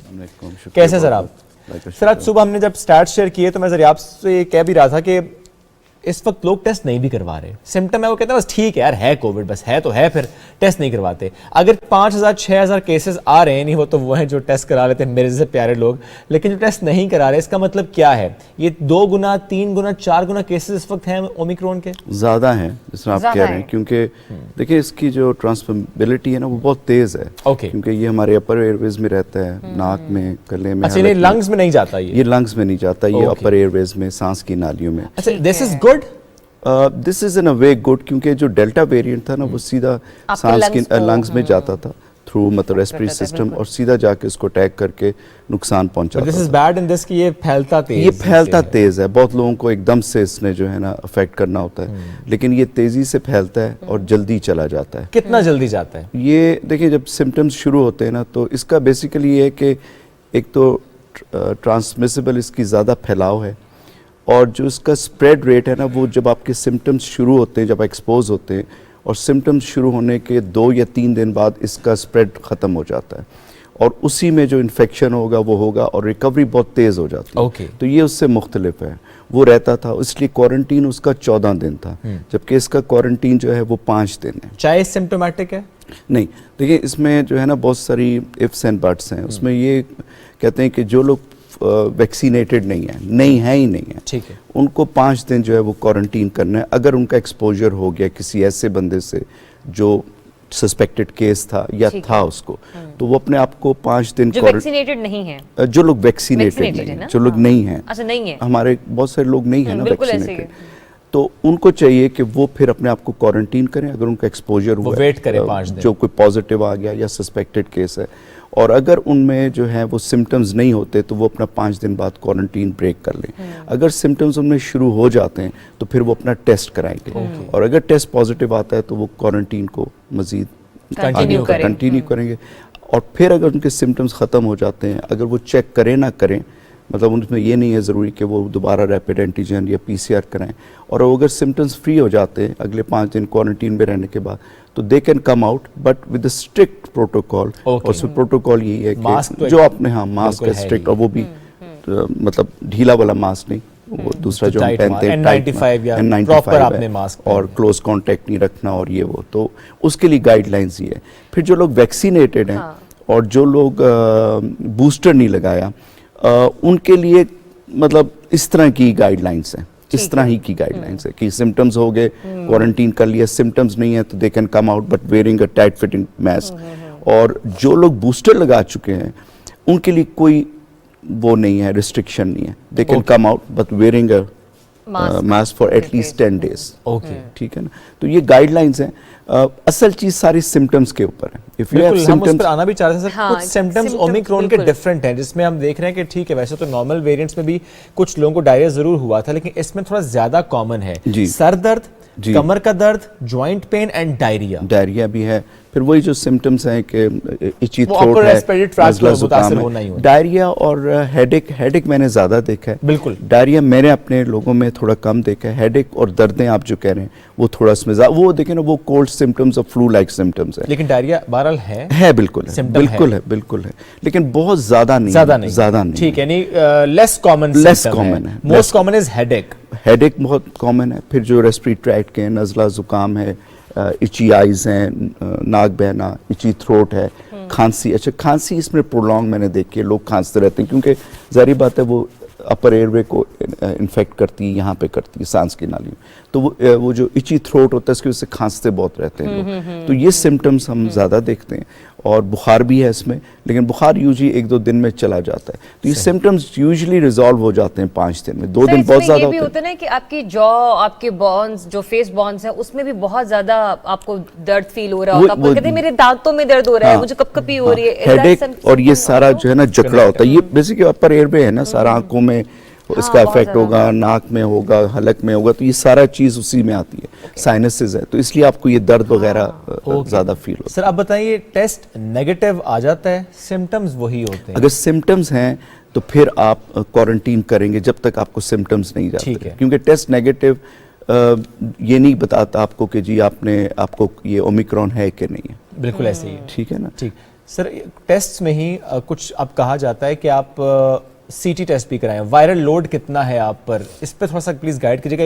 नहीं, बल्कि ये अहम है, नहीं बल्कि उल्टा हो गया। लोग अब उन्होंने गाइडलाइंस में ये कर दिए कि आप रैपिड एंटीजन टेस्ट करा लें। अच्छा, ठीक है ना। तो अगर रैपिड एंटीजन आपका पॉजिटिव आ जाता है, आप कुछ दिन वेट करके अगर सिम्टम रिजॉल्व हो जाते हैं तो आप दोबारा करा लें। अगर वो पॉजिटिव आता है और किस सिम्टम्स रिजॉल्व हैं, जिस तरह हम बात कर रहे हैं, तो आप क्वारंटीन ब्रेक कर सकते हैं, क्योंकि वो रेजिडुअल वायरस रहता है, लेकिन आप किसी को दे नहीं सकते। देखिए, वायरस आप उसी सूरत में देंगे जब आपको सिम्टम्स होंगे, आपका नाक बह रहा है, आंखों से पानी आ रहा है। नहीं, एसिम्प्टोमेटिक पेशेंट्स जो है वो वायरस के कैरियर नहीं होते?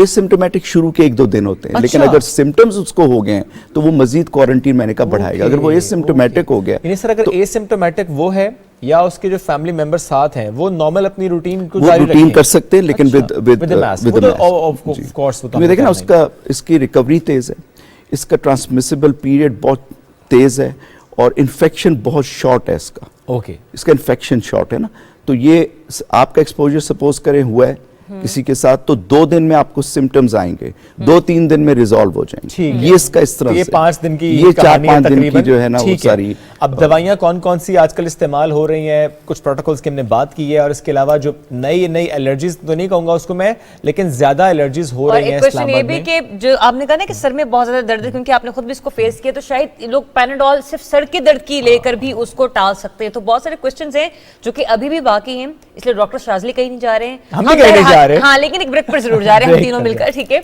तो आपने कहीं नहीं जाना, स्टे ट्यून्ड।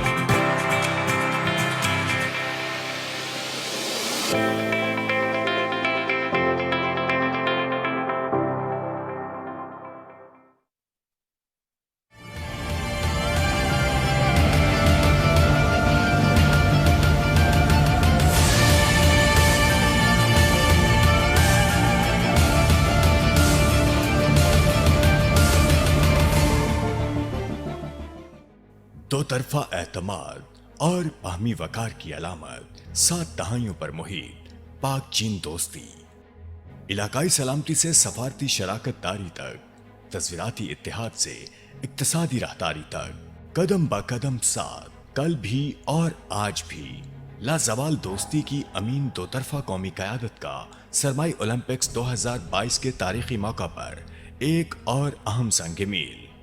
वज़ीर-ए-आज़म पाकिस्तान का दौरा चीन 3 ता 5 फरवरी 2022।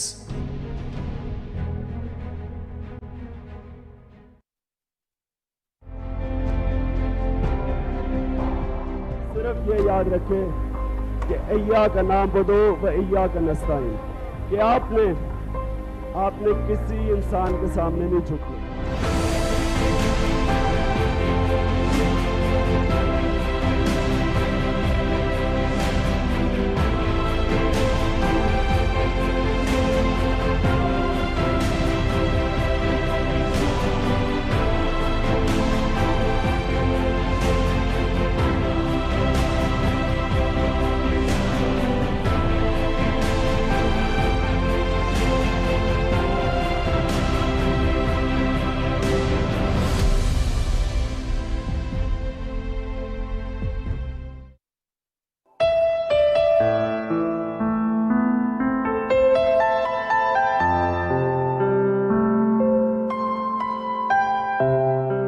सबक फिर पढ़ सदाकत का, अदालत का, सुजात का, लिया जाएगा तुझसे काम दुनिया की इमामत का।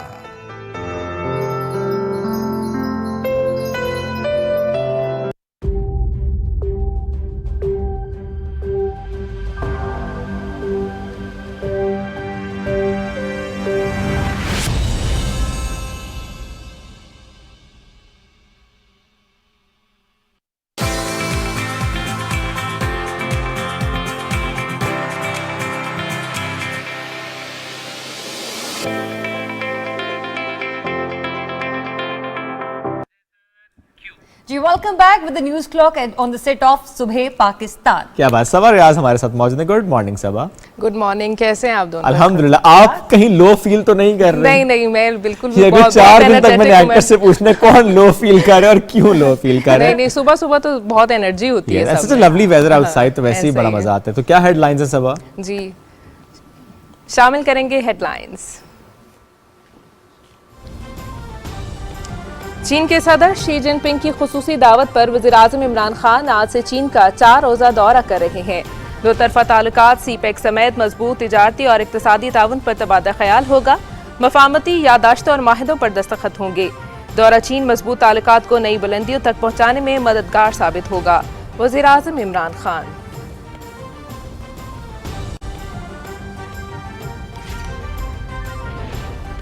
वज़ीर-ए-आज़म इमरान खान आला सतह वफ्द के हमरा चीन के अहम दौरे पर रवाना हो रहे हैं। वज़ीर-ए-आज़म इमरान खान की चीन के सदर शी जिनपिंग और वज़ीर-ए-आज़म ली कीचियांग से मुलाकात होगी।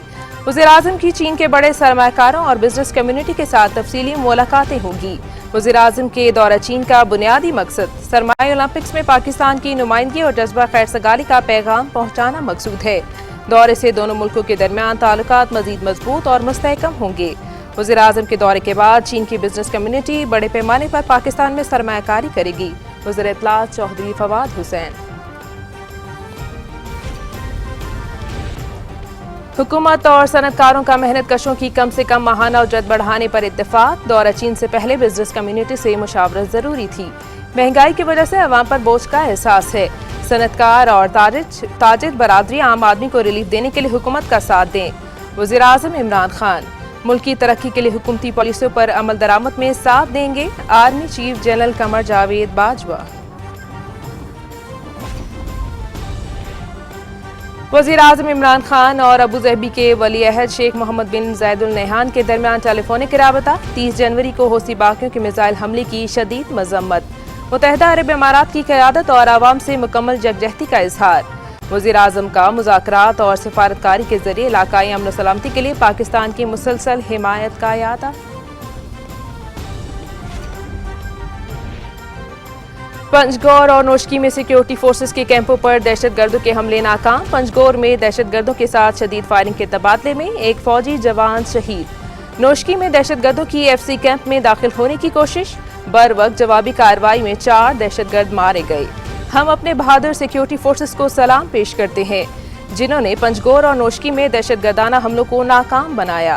कौम बहादुर मुसल्लह अफवाज के साथ है जो हमारी हिफाजत के लिए हमा वक्त तैयार हैं। वज़ीर-ए-आज़म इमरान खान।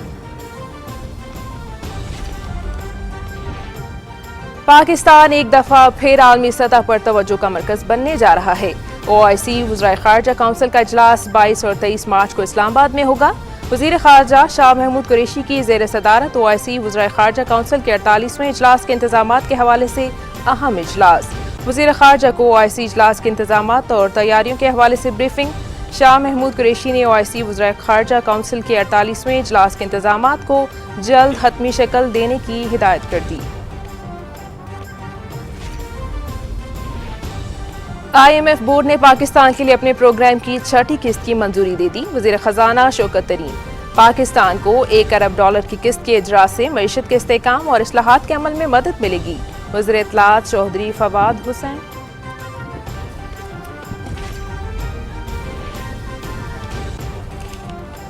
मुल्क में कोरोना से मजीद 42 अमवात, 5830 नए केसेस रिपोर्ट। मुस्बत केसेस की शरह 9.75% रिकॉर्ड। 1590 अफराद की हालत तशवीशनाक। गुज़श्ता रोज 59,786 टेस्ट किए गए। कोरोना से बचाव के लिए घर घर वैक्सीनेशन मुहिम जारी है।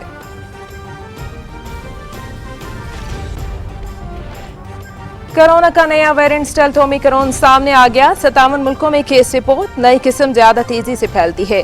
कोरोना के खिलाफ जंग अभी खत्म नहीं हुई। कई मुल्कों में ओमिक्रॉन का उरूज आना अभी बाकी है। सरबराह आलमी इदारा सेहत। कोरोना की वजह से दुनिया भर में महंगाई के वार। इटली में अफरात ज़र का 26 साला रिकॉर्ड टूट गया। भारत का जंगी जुनून बढ़ने लगा। तौसी पसंदाना अज़ाइम के तहत दिफाई बजट में 10% इजाफा। भूख और इफलास से बिलखते भारतीय अवाम के 52 खरब 50 अरब रुपए मोदी हुकूमत ने हथियारों और जंगी साजो सामान में झोंक दिए।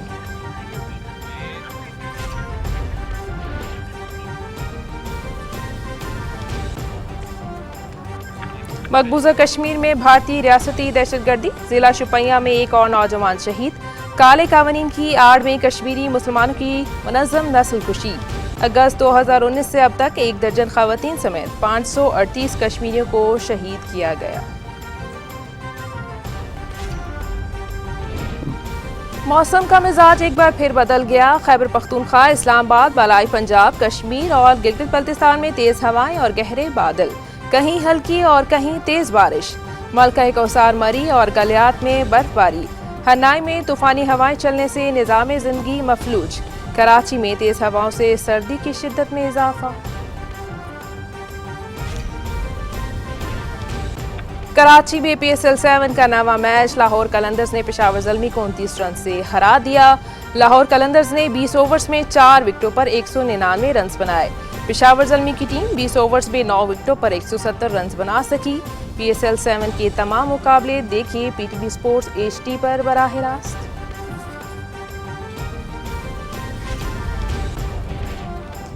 PSL 7 में आज एक मैच खेला जाएगा। इस्लामाबाद यूनाइटेड और कोयटा ग्लैडिएटर्स शाम 7:30 बजे नेशनल स्टेडियम कराची में मद्दे मुकाबिल होंगे। पॉइंट्स टेबल पर इस्लामाबाद यूनाइटेड तीसरे और कोयटा ग्लैडिएटर्स चौथे नंबर पर हैं। मुल्तान सुल्तान्स की पहली पोजीशन। PSL 7 के तमाम मुकाबले PTV स्पोर्ट्स HD पर बराह रास्त।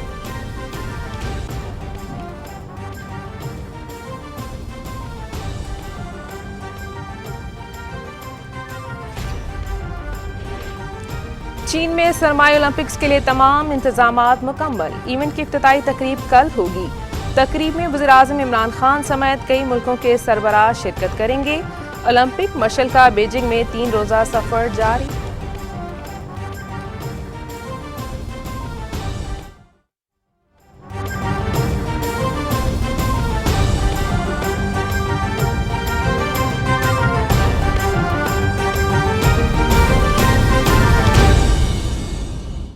ये थी अब तक की हेडलाइंस। अब चलते हैं ज़रियाब और शुएब की जानिब। Thank you Saba for the news headlines. इसमें एक खबर आपने पढ़ दी, नया वेरिएंट स्टेल्थ ओमिक्रॉन। हम तो भी ओमिक्रॉन की बातें कर रहे हैं सर से। एक नए वेरिएंट की बात हो गई। अब देखते हैं कि जो नया वेरिएंट है ये खतरनाक हो सकता है। तो वैसे तो अभी तक इस पर रिसर्च शुरू हो गई, मामला आगे बढ़ेंगे तो हमें पता चलेगा। बट एनीवेज आप भी अपना बहुत ख्याल रखिए। इससे पहले मुझे तो अभी तक कोरोना नहीं हुआ। यानी आप वो तो नहीं है जो कहते हैं कोरोना वोरोना कुछ नहीं होता? नहीं अच्छा। मानती हूँ और काफी एहतियात भी किया, लेकिन अभी तक मुझे कोरोना। अल्हम्दुलिल्लाह, अल्लाह आपको हमेशा महफूज रखे। हो सकता है हुआ आप मालूम ना हुआ एसिम्प्टोमेटिक को, बहरहाल अल्लाह आपको महफूज रखे। Thank you Saba, thank you so much sir. Saba को तो माशाल्लाह नहीं हुआ और अल्लाह करे जिनको नहीं हुआ उनको ना ही हो। लेकिन दो बातें, एक ये जो नया वेरिएंट स्टेल्थ ओमिक्रॉन और दूसरा ये कि WHO के सरबराह ने कहा है कि ओमिक्रॉन का अरूज आना अभी बाकी है। What does that mean sir? अगर पाकिस्तान के पर्सपेक्टिव से इसको हम देखें कि ऑलरेडी हम देख रहे हैं हर दूसरे घर में सर, अब ये अरूज से क्या मुराद है? दोबारा होगा? स्पाइक आ गई हुई है। इससे ज़्यादा ये नहीं होगा, मतलब फैलता चला जाएगा। ये आप जो इन्फेक्टिविटी रेट देख रहे हैं और जो आप स्टैटिस्टिक्स देख रही है ऑलरेडी बहुत ज़्यादा, इसको 2-3 गुना 35% भी देखा है जी। नहीं, लेकिन इसको आप डबल ट्रिपल करें। एग्जैक्टली आने वाले दिनों में। हाँ, नहीं अभी भी ये ज़्यादा अभी भी अच्छा बहुत देखना, बहुत सारे सिम्टोमेटिक होंगे, बहुत क्योंकि ज़्यादा वही बात आ गई ना गुफ्तगू के आप सिम्टोमेटिक हैं लेकिन इसके बावजूद आपकी रिपोर्ट में नहीं आ रहा है कि आप या लोग करवा नहीं रहे, लोग खुद ठीक होते जा रहे हैं। बहुत ज्यादा लोग नहीं करा रहे। तो घर पूरी जब ये शुरू हुआ था अभी 2 हफ्ते पहले, तो पूरे खानदान मैंने देखे जो आए बच्चों समेत पूरे ना, तो उसमें एक आध ज़्यादा बीमार हो जाता था। तो इसका मतलब है कि ये जब एक घर में आता है तो सबको बीमार करके जाता है। तो इस तरह कितने ही लोग होंगे जो हमारे पास उसका कोई एदाद शुमार है ही नहीं ना, डाटा नहीं है सर। लेकिन क्या ब्रेक पर जाने से पहले हम लोग एक डिस्कशन जब कर रहे थे ना कि सर में बहुत ज़्यादा दर्द होता है, तो उस वक्त भी मेरा सवाल यही था कि ज़रा व्यूअर्स को हमारे बताइएगा कि अमूमन ऐसा होता है कि आपके सर में सर दर्द है, आप कहते हैं तो काम का प्रेशर है, आप कहते हैं कि नहीं थकावट की वजह से शायद घर में मतलब बदन में हरारत महसूस हो रही है, और लोग कहते हैं शायद मुझे माइग्रेन हो गया है तो मैं टैबलेट उसकी ले लूँ। लेकिन क्या हमें ओमिक्रॉन होने के बाद ये सिम्पटोमेटिक शो होते हैं कि हमारे जिस्म में हरारत बहुत ज़्यादा है और सर में बहुत दर्द है, या जब आपको सर में दर्द बहुत ज़्यादा फील हो और आपको बदन में गर्मी महसूस हो रही हो तब भी आप ये खुद को समझे कि आपको कोविड ने अटैक कर दिया है? देखिए ना, उसके सिम्टम्स जो हैं वो वेरी करते हैं। अच्छा। कुछ लोगों को जो है सिर्फ वो नज़ला ज़ुकाम होता है, कुछ लोगों का अपने का बदन में दर्द है, बुखार है, हेडेक्स होती हैं। ये उसका जो है ना पूरे सिम्टम किसी भी बीमारी के, ये नहीं कि ओमिक्रॉन है, कोई भी बीमारी हो उसके को आइडियल सिम्टम्स नहीं हो सकते। किसी को सारे हो सकते हैं, किसी को 1-2 होते हैं। तो बाज़ लोगों को हमने देखा है कि उनको हेडेक ज़्यादा होती है, जिस्म में दर्द ज़्यादा होता है, बुखार तेज़ हो जाता है। तो हेडेक इसकी एक अलामत है। जिस तरह आप शुरू में प्रोग्राम में से पहले कह रहे थे कि डायरिया आपने देखा अपने लोगों में, हमने कम देखा। तो ये वेरिएशन है इस बीमारी की। तो कुछ लोगों को हेडेक्स होती हैं, लेकिन माइग्रेन एक ऐसी बीमारी है जो कि बहुत अरसा पहले ही लोगों को शुरू हो जाती है, उसका एक अपना ट्रेंड होता है। तो ये समझ लेना है कि ये जो है मुझे माइग्रेन हो गई है या इसकी वजह से, बाकी और बहुत सारे उसके कॉजेज़ हैं। लेकिन आजकल जो हेडेक्स की है वो ज़्यादा नज़ला ज़ुकाम, ये जो कोल्ड लाइक सिम्टम्स हैं, फ्लू भी हो रहा है, साथ ओमिक्रॉन है, इससे ज़्यादा हम लोगों को देख रहे हैं। और कुछ लोग सर जिनका स्पेशली अगर मैं एल्डरली एज की बात करूँ तो रेशा जम जाता है। बिल्कुल, और बहुत ज्यादा उससे वो मुतासिर है। ये ओमिक्रॉन भी करती है, ओमिक्रॉन भी और उसमें ये है ना कि वो इसमें थोड़े से आप बजाय दवाइयाँ लेने के देसी टोटके अगर घर में होता है। वाला था सर कि कुछ लोग दवाइयों की तरफ चले जाते हैं, कुछ कहते हैं कि नहीं टोटका ही करते हैं और वेट करते हैं, एक टाइम है पीरियड है जो कि मुकम्मल होगा। जी, तो बेहतरी यही है। देखिए, अगर 4-5 दिन आप वेट कर लें, लेकिन अगर आपको खांसी शदीद आने लगी है, नाक बंद हो गया, खुल नहीं रहा, आपकी उससे नींद डिस्टर्ब हो रही है, आपका काम डिस्टर्ब हो रहा है, तो जाहिर बात है फिर आप डॉक्टर के पास जाएं, वो कुछ रिलीफ करने के लिए आपको कुछ एंटी एलर्जिक दे देगा, नेबुलाइज कर देगा, स्टीम बता देगा, नेजल ड्रॉप्स दे देंगे, तो वो फिर अगर वो प्रोलॉन्ग करें सिम्टम्स 5। अच्छा डॉक्टर साहब, घर में अमूमन ऐसा होता है कि मतलब डॉक्टर्स जब भी इसमें कोविड में आपको सजेशन दे रहे हैं तो सिर्फ 2 पैनाडोल, इसके अलावा आपको ट्रीटमेंट में कोई और मेडिकेशन नहीं की जा रही।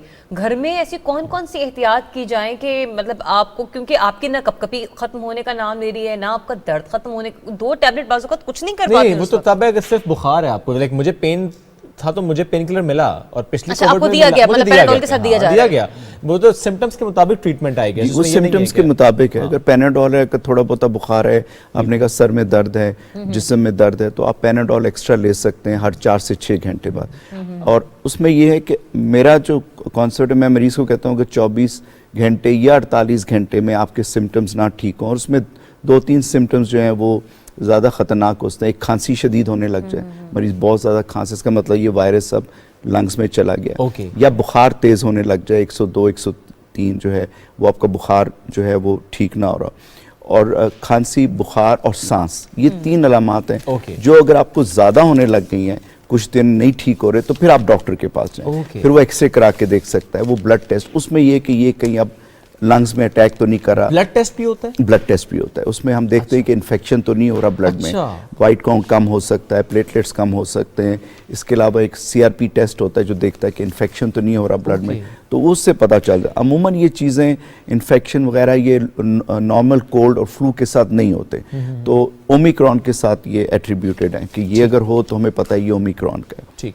अब सर बहुत से लोग जिन्हें पहले कोविड हुआ, एक पॉपुलेशन है जिसने वैक्सीनेशन करवा ली, उसमें भी एक नंबर है जिसने बूस्टर डोज लगवा ली, बट स्टिल ओमिक्रॉन हो रहा है और बहुत ज़्यादा हो रहा है और जिस तरह से फैल रहा है। अब इससे क्या मतलब है कि ये आखिरी हिट है कोविड की, आखिरी ज़रब है कोविड की, या कि और देखिए ये हो सकता है शुएब कि ये एंड गेम हो, एंड गेम इंशाअल्लाह, और ये भी इसका ये गेम चेंजर हो, क्योंकि इसकी वजह ये कि जितनी तेजी से फैल रहा है और जितनी ये माइल्ड उसके साथ फैल रहा है, ये हम सबके लिए फायदा है। कोविड कमजोर हो गया, हम ताकतवर हो गए, और वो क्या करेगा, आपको एक किस्म की हर्ड इम्यूनिटी दिलवा देगा आपके पूरे खानदान, पूरे इलाके में।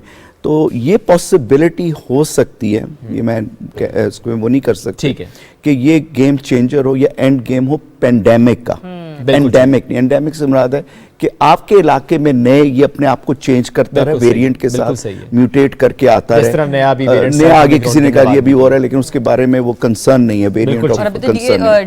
WHO ने भी इस बारे में अपडेट। अच्छा, इसके दरमियान भी अगर आप देखें इसमें और भी बहुत आते रहे, आपने देखा बहुत सारे ये डेल्टा और इनके दरमियान जो मेन वेरिएंट थे, इनके दरमियान भी आप देखें कैलिफोर्निया वेरिएंट आ गया, एक कोई और वेरिएंट आ गया, एक डेल्टा पता नहीं क्रॉन आ गया, कोई कॉम आ गया, कोई पता नहीं क्या क्या, ये आएंगे चले जाएंगे, लेकिन ये वेरिएंट ऑफ कंसर्न नहीं थे। वेरिएंट ऑफ कंसर्न वो होते हैं जो WHO कहता है कि जिससे आप बताओ कि ये आगे जाके बीमारी कर सकती है और पॉपुलेशन को अफेक्ट कर सकती है या ट्रांसमिट कर सकती है, तो वो अभी ये वेरिएंट ऑफ कंसर्न जो है सिर्फ ओमिक्रॉन ही है। लेकिन अब जब ओमिक्रॉन को हम स्टडी करते हैं तो ये इतनी कोई ज्यादा लोगों में इसने तबाही नहीं बिल्कुल ऐसी है जिस तरह लोग घबरा गए थे ओमिक्रॉन को लेकर, क्योंकि डेल्टा की वजह से हमने देखा कि बहुत ज्यादा फैला था, तो लोगों ने कहा फैलेगा भी, मुतासर ज्यादा करेगा, फैला जरूर तेज लेकिन मुतासर उस लेकिन तरीके से इसने एक अच्छा काम किया कि इसने ओवरकम कर लिया बहुत तेज से डेल्टा को, क्योंकि डेल्टा जब हम दिसंबर तक और देख रहे थे तो डेल्टा बहुत तबाही फेर रहा था,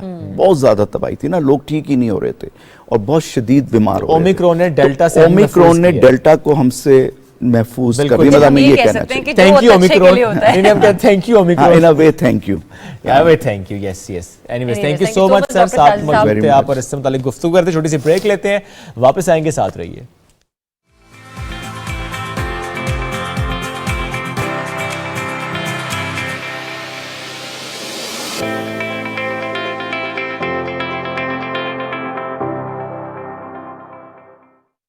कोरोना वैक्सीनेशन के बारे में गैर मुस्तनिद मालूमात पर यकीन ना करें। यकीन रखें कि कोरोना वबा से मुकाबला करने का सबसे मौसर हल वैक्सीनेशन है। हुकूमत कोरोना वैक्सीनेशन सेंटर्स को अफराद बामाजूरी के लिए काबिल रसाई बनाए, कोरोना वबा को ख़त्म करने के लिए अपना किरदार अदा करें। आए वैक्सीन लगवाएं, जान है तो जहान है।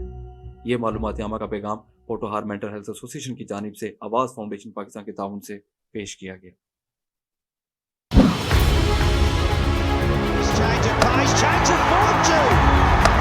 Got it up. And that's all the way.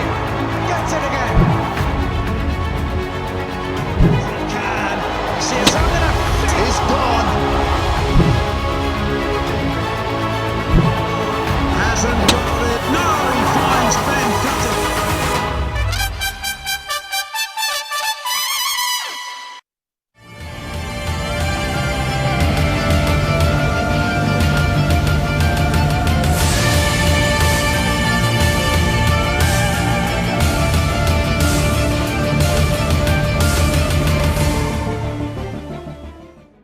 दो तरफा एतमाद और बाहमी वकार की अलामत, 7 दहाइयों पर मुहित पाक चीन दोस्ती, इलाकाई सलामती से सफारती शराकत दारी तक, तस्वीराती इत्तेहाद से इक्तिसादी राहदारी तक, कदम ब कदम साथ, कल भी और आज भी लाजवाल दोस्ती की अमीन दो तरफा कौमी क़यादत का सरमाई ओलंपिक्स 2022 के तारीखी मौका पर एक और अहम संग मील।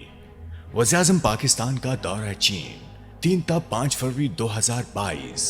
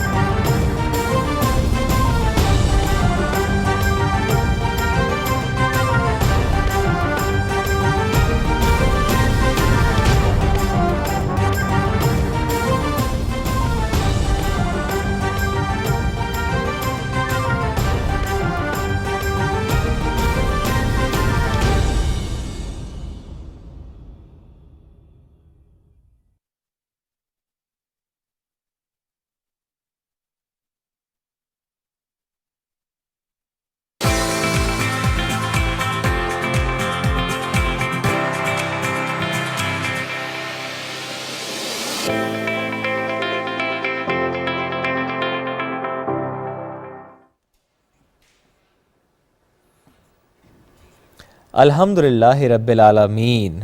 खूबसूरत फ़न पारा ये, और जिन्होंने बनाया सजाद अनवर साहब, वो भी आज हमारे साथ स्टूडियो में मौजूद हैं। बट हमने सोचा कि गुफ्तगू से पहले ज़रा आपको दिखाते हैं कितना खूबसूरत है कैनवस, और इसमें ज़बरदस्त मटेरियल इस्तेमाल की, लेदर का भी इस्तेमाल है, ज़रियाब और ये फोमिक शीट है। हाँ, फोमिक शीट है यहाँ पे, और इसमें मेरे ख्याल में वो जो लकड़ी का भूरा होता है उसके साथ भी इन्होंने इसको पेंट करके एडजस्ट किया हुआ है। मतलब इंतहाई खूबसूरत ये पेंटिंग है, और हम जब खरीदने के लिए जाते हैं तो शायद एक खूबसूरती को देखकर नजर आ जाते हैं, क्योंकि इसके सामने एक शीशा लगा हुआ होता है, लेकिन शीशे के अंदर जो खूबसूरती है, जो कमाल है, जो कारीगर की खुशी है, ये यूं कह लीजिए उसकी मेहनत है, वो अंदर छुपी हुई है। एग्जैक्टली। सजाद साहब अस्सलाम वालेकुम, कैसे हैं आप? वालेकुम सलाम। माशाल्लाह बहुत खूबसूरत है ये, और इसी तरह से यूं तो बहुत ज्यादा इनका काम है, लेकिन हम सारा आपको इस वक्त दिखा नहीं सकते।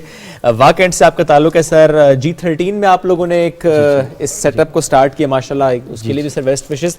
थोड़ा सा प्लीज बताइएगा सर, कब से आप पेंटिंग कर रहे हैं, और पेंटिंग के लिए क्या आपका फोकस होता है? ऑयल पेंटिंग करना है, स्केच करना है? वैसे ऑयल पेंट्स भी आपके पास माशाल्लाह बड़े खूबसूरत रखे हुए हैं इस वक्त, तो और ये तो बहुत ही डिफरेंट है, तो यानी कैनवस चूज करना भी एक अहम मामला होता है। प्लीज बताइए सर। जी, बिस्मिल्लाहिर्रहमानिर्रहीम। सबसे पहले मैं आपका शुक्रिया अदा करता हूँ कि आज इस सेट पे पीटीवी ने, आपकी पूरी टीम का ने मुझे इनवाइट किया, आपका बहुत शुक्रिया। तो सर इसका मुझे ये 5 क्लास में था मैं, तो जब से मुझे इसका शौक हुआ, तो ये गॉड गिफ्टेड एक चीज़ है कि अल्लाह की तरफ से, ये अल्लाह ताला का लाख लाख शुक्र है कि मुझे खुद से पता चला कि भाई मुझे ये करना चाहिए, ये मैं कर सकता हूँ। तो उस वक्त से मैंने ये खुद से शुरू कर दिया, कुछ लिखना शुरू कर दिया, कुछ बनाना शुरू कर दिया, अपनी तरफ से बड़ी एफर्ट की।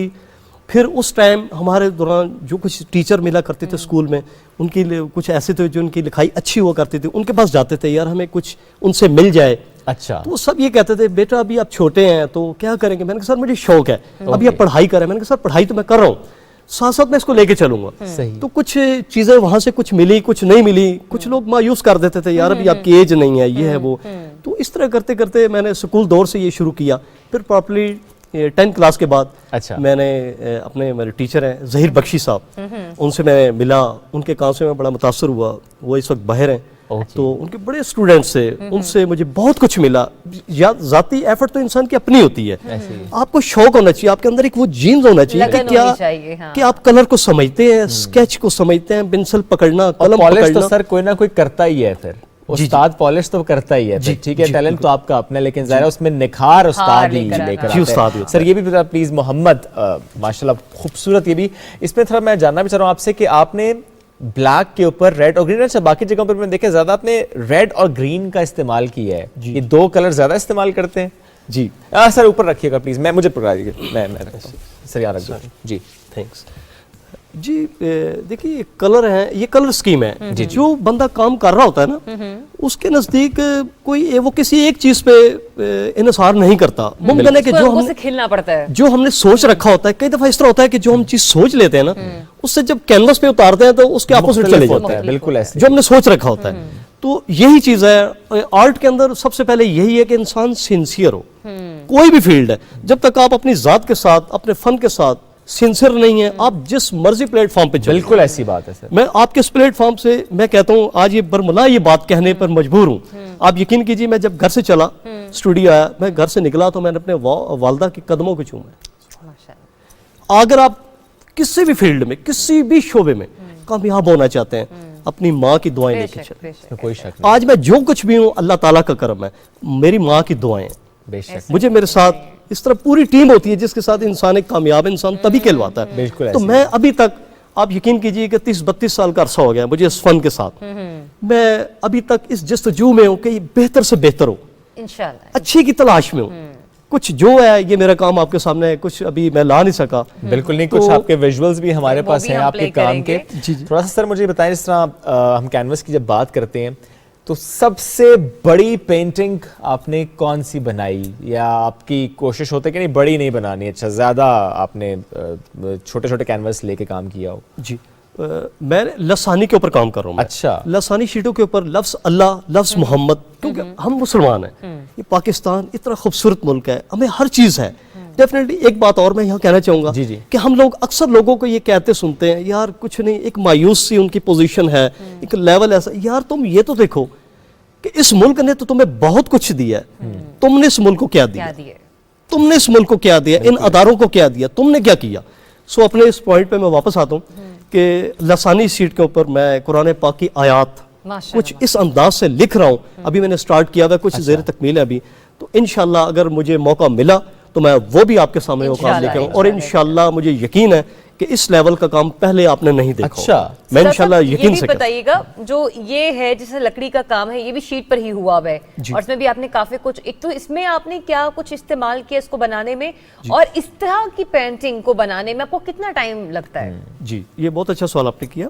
इसमें मुख्तलिफ चीज़ें, मुख्तलिफ मटीरियल है, कैनवस है, उसके जो बुरादा वगैरह होता है शीट्स का, उसको हमने इस्तेमाल किया, लेदर शीट है, ठीक है, फाइन पेपर लगाया था, उसके ऊपर कलर मिक्सिंग है, कलर मिक्सिंग है, ये चीज़ें होती हैं। अब कोई चीज़ भी है आप कर रहे हैं, इसमें मुख्तलिफ चीज़ें, मैं 3-4 चीज़ों को इकट्ठा लेके साथ चल रहा हूँ।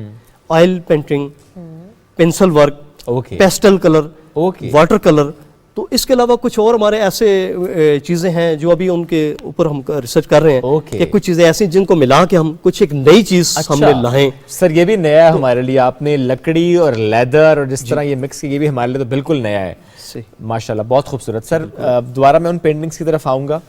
बैकग्राउंड ब्लैक, ये भी नई चीज़ है वैसे, बहुत कम लोग इस पे करते हैं कि ब्लैक के ऊपर जाएं, वो वरना वाइट पे जाते हैं, और अगर वाइट पे जाएं कैलीग्राफी करें तो वो उसका शेडो जरूर बनाते हैं, लेकिन इस पे शायद शेडो रिक्वायर्ड नहीं है। सर हर पेंटिंग का, हर चीज़ का, कोई लैंडस्केप आप बना रहे हैं, कोई भी चीज़ है, उसमें पेंटिंग आप जो चाह रहे हैं वो आप बताएंगे नहीं, अगर तो आपने वाकई आप इस चीज़ को समझते हैं, वो चीज़ खुद से बताएगी ये क्या है, ये कौन सा समा चल रहा है, इस पे क्या ट्यून है, सही क्या वो चीज जो आपने शो किया बताएंगे नहीं, वो खुद से बताएगी। अच्छा। अगर आपको इस पे महारत है तो। सर आपकी गुफ्तगू से मैं यकीन करें, कैलीग्राफी अपनी जगह, पेंटिंग अपनी जगह, लेकिन मुझे लगता है कि आप शेर व शायरी से भी लगाव रखते हैं, आप गजलों से भी लगाव रखते हैं, ऐसा है? जी बिल्कुल, बस हल्का फुल्का आर्टिस्ट हो जो कलर के साथ खेलता है, जो कलर स्कीम को समझता है, तो हल्की फुल्की ट्यून तो चल रही होती है, वो एक आजाद ख्याल होता है। अच्छा, आजाद ख्याल होता है। ये सिर्फ आपका शौक है या इस शौक को आपने पेशे में भी बदला है? जी, ये मैं सिर्फ जब से ये कर रहा हूँ, मैं शौकिया कर रहा हूँ, शौक के साथ कर रहा हूँ। मुझे कोई इसमें वो नहीं है, कोई लालच नहीं है किसी किस्म की। तो आप यकीन कीजिए, हमारे पास स्टूडेंट्स आते हैं तो हम लोग तो शुक्र कर रहे होते हैं कोई आए, कोई सीखने कोई निकले। हम लोग सर वैसे कितने स्टूडेंट्स आपके पास हैं इस वक्त? सर हमारे पास तो काफी स्टूडेंट्स हैं, अच्छा। मेल फीमेल दोनों हैं। अच्छा। तो ऐसे कुछ सीख चुके हैं, कुछ सीख रहे हैं, कुछ अभी सोच रहे हैं कि यार हम जाएं ना जाएं, कुछ हम सीख पाएंगे। स्टूडेंटों के बदकिस्मती से कुछ एक सवाल आता है, सर हम ये सीख पाएंगे, हम ये कर पाएंगे? अजीब तो से सवाल। आपका क्या जवाब होता है ऐसे सवाल पर, क्या हम ये कर पाएंगे? जी मैं फिर जब वो मेरे पास कोई आता है ना, आप काइंडली यकीन कीजिए कि मैं आपको बताता हूँ कि मैं उनसे कहता हूँ कि बेटा ये फन जो होता है कोई जाती किसी की मेरास तो नहीं है कि मैं कर सकता हूं तो आप क्यों नहीं कर सकते। सिर्फ शर्त यह है कि आपके अंदर एक लगन हो, एक सोच हो कि मैंने करना है, कर दिखाना है इस मुल्क के लिए, अपने लिए। बिल्कुल सही है, बस ये अगर सोच हो सर, फिर काम तो सारे हो जाते हैं। जी जबरदस्त, माशाल्लाह सर, बहुत अच्छा लगा आपसे मुलाकात करके। खुश रहिए, बहुत अच्छा काम आपने किया और ज्यादा अच्छी बात है कि आप उसको सिखा भी रहे हैं माशाल्लाह। बहुत स्टूडेंट्स जो सीखना चाहते हैं वो सर से कांटेक्ट करते हैं। एक छोटी सी ब्रेक लेंगे, वापस आएंगे सेलिब्रिटी लाउंज में। अपना बहुत सा ख्याल रखिए, नहीं ब्रेक से वापस आ रहे हैं यार। Stay tuned, stay tuned.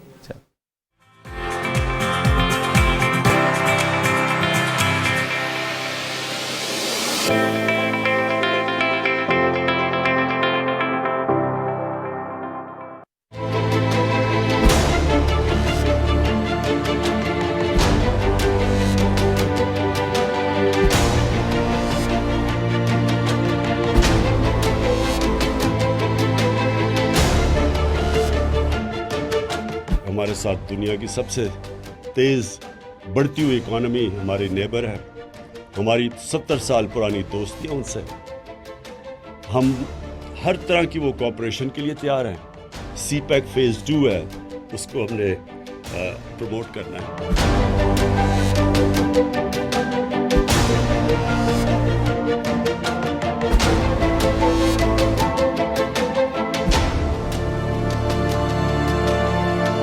Due to Pak-China friendship, we are here.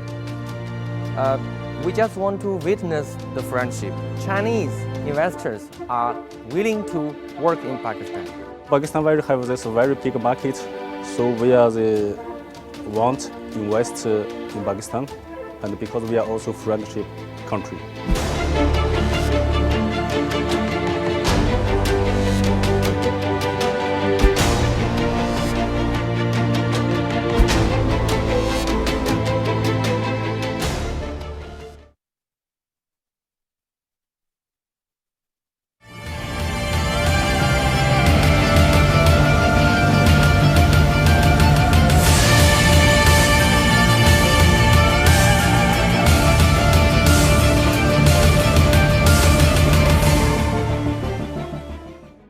दो तरफा एतमाद और बाहमी वकार की अलामत, 7 दहाइयों पर मुहित पाक चीन दोस्ती, इलाकाई सलामती से सफारती शराकत दारी तक, तस्वीराती इत्तेहाद से इक्तिसादी राहदारी तक, कदम ब कदम साथ, कल भी और आज भी लाजवाल दोस्ती की अमीन दो तरफा कौमी क़यादत का सरमाई ओलंपिक्स 2022 के तारीखी मौका पर एक और अहम संग मील।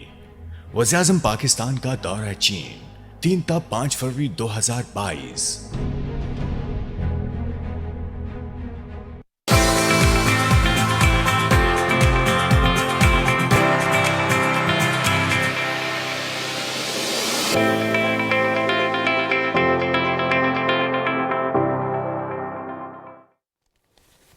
जी वेलकम बैक। ब्रेक के बाद आपको एक बार फिर से खुशामदीद कहते हैं। 10:30 बज चुके हैं और हमारा सेलिब्रिटी लाउंज जो है वो स्टार्ट हो चुका है। और आज जो मेहमान शख्सियत हमारे साथ सुबह पाकिस्तान का बनी है हिस्सा, वो हैं मलिक अनवर ताज साहब। पाकिस्तान तहरीक इंसाफ के टिकट पर कौमी असम्बली के हल्का NA 23/4 सद्दा से रुकन असम्बली मुंतखब हुए हैं। बतौर विफाकी पार्लिमानी सेक्रेटरी बराए दिफा अपनी खिदमात सर अंजाम दे रहे हैं। फलाही कामों में सोशल जो जितने भी एस्पेक्ट्स हैं वहाँ पर भी अपनी खिदमात जो हैं वो मुल्क कौम के लिए पेश कर रहे हैं। लेकिन इंटरेस्टिंग बात यह है कि 2008 से उन्होंने सियासत में कदम रखा है। ब्रेक पर जब हम उनसे गुफ्तगू कर रहे थे तो शुएब ने सवाल किया था, सर इससे पहले क्यों नहीं, उसका जवाब अब उनसे ले लेते हैं। बिल्कुल। अस्सलाम वालेकुम सर, गुड मॉर्निंग, कैसे हैं? वालेकुम सलाम, थैंक यू जी।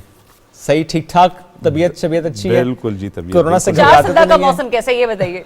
चारसदा का मौसम बस इस्लामाबाद जैसा है जी। हाँ, क्योंकि पेशावर इस्लामाबाद अक्सर ठंडे रहते हैं, लेकिन फिर भी मैंने सुना कि पेशावर में ज्यादा ठंड होती है। नहीं, पेशावर में थोड़ा सा कंपेरेटिवली चारसदा से ठंड ज्यादा होती है। ज्यादा होती है। हाँ हाँ हाँ, बिल्कुल बिल्कुल एक दूसरे के साथ एडजस्टेंट है, लेकिन उसमें ठंड, लेकिन थोड़ा सा टेम्परेचर का डिफरेंस होता है। बिल्कुल ठीक है। कोरोना से घबराए तो नहीं सर इन 2-2.5 सालों में किसी वक्त? नहीं, कोरोना से कभी नहीं घबराए। कभी नहीं घबराए। अच्छा, इमरान खान साहब ने सर शुरू में कहा कोरोना से मुतालिक कि कोरोना एक फ्लू है, नॉर्मल फ्लू है, लोगों ने मजाक उड़ाया। आज यूके कह रहा है कोरोना एक फ्लू है। आज मुल्क तकरीबन मैं कहूंगा कि आहिस्ते सब मुल्कों ने कहना कि नॉर्मल फ्लू ही है इसको। ओमिक्रॉन ने इतना सस्ता कर दिया कोरोना को। हाँ हाँ बिल्कुल। इमरान खान बहुत सी बातें उसकी ऐसी है कि लोग उसको मजाक समझते हैं, लेकिन बाद में वो सारे लोग उस बात को एक्सेप्ट कर ले कि इमरान खान जो कह रहे वो ठीक कह रहे थे। कैसे पता चलता है उनको खान साहब को? पहले खान साहब एक विजनरी लीडर है, उसका विजन, उसका सोच, उसका नॉलेज, उसकी बेस पे वो बात करता है। तो एक विजनरी लीडर को पता होता है कि ये चीज़ किस तरह हो रही है और किस तरफ जा रही है। तो खान साहब का हर बात पे अगर आप देख लिए उसका वो जब इक़्तिदार में आए तो वो कह रहे थे कि मैं इंशाल्लाह इस इकानमी को ट्रैक पे लाऊंगा। वो इक़्तिदार में आ रहे थे तो वो कह रहे थे कि मैं डैम बनाऊंगा मुल्क में।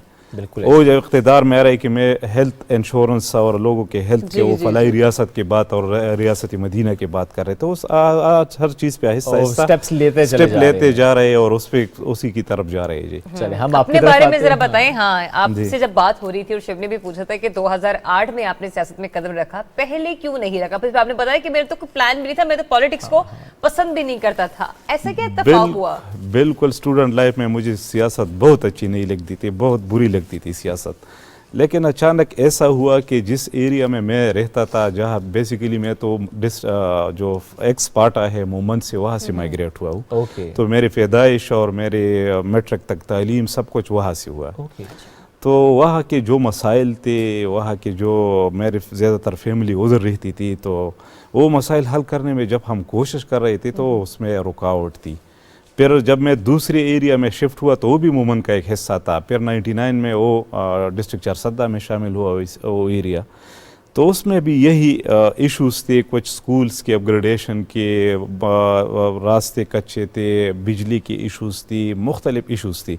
तो उसको हल करने के लिए मैं किसी एक डिपार्टमेंट के पास, दूसरे डिपार्टमेंट के पास कोशिश करता था कि इसको किसी तरीके से हल करा सकूं, लेकिन वो हल नहीं हो रहे थे। तो फिर उसके बाद मुझे पता चला कि सियासत के बगैर ये चीज़ नहीं हो सकती।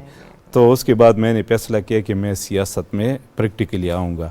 और इसके अलावा दूसरा फैक्टर जो था, मेरे कुछ दोस्त थे, क्लास फेलो थे, वो मेरे पीछे लगे हुए थे कि आपने प्रैक्टिकल सियासत में आना है।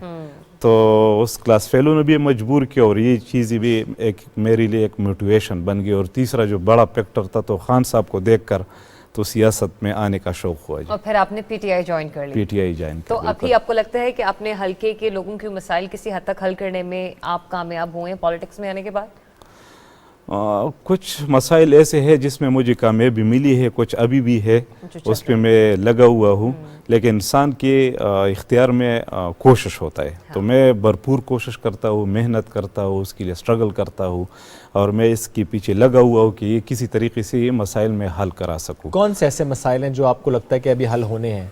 बिजली की मसाइल, बिजली नहीं है वहाँ पर? ना, बिजली है। अच्छा। लेकिन वहाँ पर लोड शेडिंग और ये इस तरह का इशू है। कितने घंटे आपके हल्के में लाइट जा रही है? मसला ये है कि तकरीबन 20-30 साल से वहाँ का सिस्टम ऐसा बना हुआ है कि लोग बिल पे नहीं करते। और कुछ गलतियाँ फेस्को की तरफ से है, कुछ भी लोगों का भी उसमें इन्वॉल्व है। तो उसको हल करने में मैं लगा हुआ हूँ 2-3 साल से। तो इसके लिए मैंने एक प्लान बना रखी है। एक तो उधर एक मैंने ग्रेड स्टेशन नया मंजूर कराया, उस पर काम जारी है। और कुछ सिस्टम में खराबी थी, उसको अपग्रेड किया। कुछ फीडर्स नई लगानी थी, 7-8 वो मैंने उस पर काम शुरू है। इसके अलावा जो बोसीदा तारें थी उसको मैं चेंज कर रहा हूँ। इसके अलावा मेरा उस एक और जो बिलिंग का इशू है मेन, तो उसकी तरफ लोगों को माइल करना, तो उसके लिए एक और प्लान हमने बना रखी है ABC केबल। तो अब ABC केबलिंग पे मैं काम शुरू कर रहा हूँ ताकि वो कोंडा सिस्टम उससे ख़त्म हो जाए। ये LT तार ख़त्म हो जाती है और फिर ABC केबल उस पर आप कोंडा वगैरह नहीं लगा सकते। कहीं पर वैसे किसी और जगह पर ये ABC केबल इस्तेमाल होती है? ये पहले एक एक्सपीरियंस पेशावर में हुई एक नया एक्सपीरियंस पेशावर में हो चुका है, हो चुका था ये पहले कई साल पहले। अच्छा, लेकिन तो हुआ था। अब कामयाब हुआ था, लेकिन वो एक्सपीरियंस अब मैंने शुरू कर दी है। तो इंशाल्लाह उससे मैं पुरुमीद हूँ कि इससे इंशाल्लाह ये मसला हल हो जाएगा। जो ग्रिड स्टेशन पे आपने कहा ना कि काम चल रहा है और इंशाल्लाह वो भी कंप्लीट हो जाएगा, उससे कितनी बिजली मिल सकेगी 4 के लोगों को? उससे तो ऐसा है कि एक ग्रिड स्टेशन से तो बहुत ज़्यादा बिजली मिल सकती है। इससे तो कई फीडर आप निकाल सकते हैं, बहुत से एरिया को कवर कर सकते हैं। ऑलरेडी 2 ग्रिड स्टेशन थे, लेकिन वो पूरा वो ज़रूरत पूरा नहीं कर सकते थे। तो इसलिए मैंने एक और ग्रिड स्टेशन पे काम शुरू किया। अल्हम्दुलिल्लाह अब उस पर बाकायदा काम भी शुरू हुआ है। और ये कब तक कंप्लीट हो जाएगा? ये इंशाल्लाह 2023 तक कंप्लीट हो जाएगा। ज़बरदस्त। अब आते हैं सर, आप पार्लियामेंट्री सेक्रेटरी बराए दिफा भी हैं, और जब बात दिफा की है तो दुश्मन तो एक ही है जिससे मुतालिक हम सभी जानते हैं, और उससे हम तैयार अपने आप को रखते भी हैं। अपनी दिफाई सलाहियतों को हम मजबूत बनाते ही चले जाते हैं। जी ये मामला तो अपनी जगह, लेकिन जो एक डेडलॉक है पाकिस्तान और इंडिया के दरमियान, सिफारती ताल्लुकात का डेडलॉक, ज़ाहिर है वो बड़ी अहमियत का हामिल है। तो it's not your subject, but ज़रा डिफेंस वाले मामला को आप देखते हैं और उसको लिंक होता है समहाउ इससे। दिफा का, यानी मैं मिनिस्ट्री ऑफ डिफेंस की बात कर रहा हूँ, क्या उनका मौक़िफ़ है इस वक्त कि ये जो ताल्लुकात हैं इसमें ये डेडलॉक ख़त्म अगर करने की हम बात करें तो किस तरह से ख़त्म हो सकता है? क्योंकि ज़रा हम तो क्लियरली कह चुके हैं जब तक कश्मीर वाला जो मामला अगस्त 2019 वाले स्टेटस पे वापस नहीं आएंगे तब तक हम बात नहीं करेंगे। But at the same time जो DGMOs की मुलाकातें हुई थी और जो सीज़ फायर हुआ उसके बाद के हालात भी हमारे सामने, तो कहीं ना कहीं पे भले हम कहें कि डेडलॉक है, लेकिन एट द सेम टाइम गुफ्तगू भी ज़रूरी होती है, ये ताल्लुक भी ज़रूरी होता है। It's a global world. तो डिफेंस मिनिस्ट्री का इसमें क्या रोल है, क्या इसका पॉइंट ऑफ व्यू है? बेसिकली हमारा, जिस तरह आपने कहा कि हमारा एक ही दुश्मन है, और दुश्मन किस वजह से है? हमारा एक कश्मीर का इशू है। अगर ये इशू ख़त्म हो जाए दोनों मुल्कों के दरमियान, तो इस रीजन में एक चेंज, बिल्कुल एक तब्दीली आ सकती है, और यहाँ के लोगों की ज़िंदगी का मयार भी बेहतर हो सकता है। खान साहब ने बहुत ज़्यादा कोशिश की, प्राइम मिनिस्टर साहब ने, जब वो हुकूमत में आए तो उसने बहुत ज़्यादा उसको बाकायदा अपनी तरफ से उसको इनवाइट किया कि आके डायलॉग कर ले और हमारे रीजन में जो गुर्बत है उस गुर्बत को ख़त्म करके इस कश्मीर, उसको गुर्बत तब ख़त्म होगी जब ये कश्मीर का मसला हल होगा। सही बात है। तो मोदी ने जो किरदार अदा किया उसमें नेगेटिव रोल प्ले किया, तो उस वजह से ये कश्मीर का मसला प्रोलॉन्ग हुआ। अब भी हमारी ज़्यादा ख़राब हुआ जी, बिल्कुल अपनी जगह ज़्यादा ख़राब हुआ। अब हमारी गवर्नमेंट की यही मौक़िफ़ है कि किसी तरह से जो हमारी हमसायगी है वहाँ पे पीस हो, अमन हो, और उसके साथ हमारे अच्छे ताल्लुकात हो। इंडिया के साथ ताल्लुकात तब अच्छे हो सकते हैं जो कश्मीर का मसला अगर हो वो ख़त्म हो जाए तो ये मामला सही तरफ जा सकती है। तो हमारी मौक़िफ़ यही है कि डायलॉग के थ्रू वहाँ के जो कश्मीरी है उसके मर्ज़ी के मुताबिक एक ऐसा पायदार हल निकाला जाए ताकि आइंदा के लिए हमारे जो पाकिस्तानी कौम है, जो इंडियन कौम है, उनके लिए भी काबिल कबूल हो और ये मसला खुश असलूबी के साथ हल हो जाए। तो इंशाल्लाह उसके लिए जितना आवाज़ हमारी हुकूमत ने उठाई, तारीख़ में किसी ने नहीं उठाई, और सारे लोगों को, सारी दुनिया को पता चला है कि इंडियन जो मोदी सरकार है वो गलती पे है। बिल्कुल ऐसे, तो वो बिल्कुल गलती पे है, और इस चीज़ को सारी दुनिया मान रही है।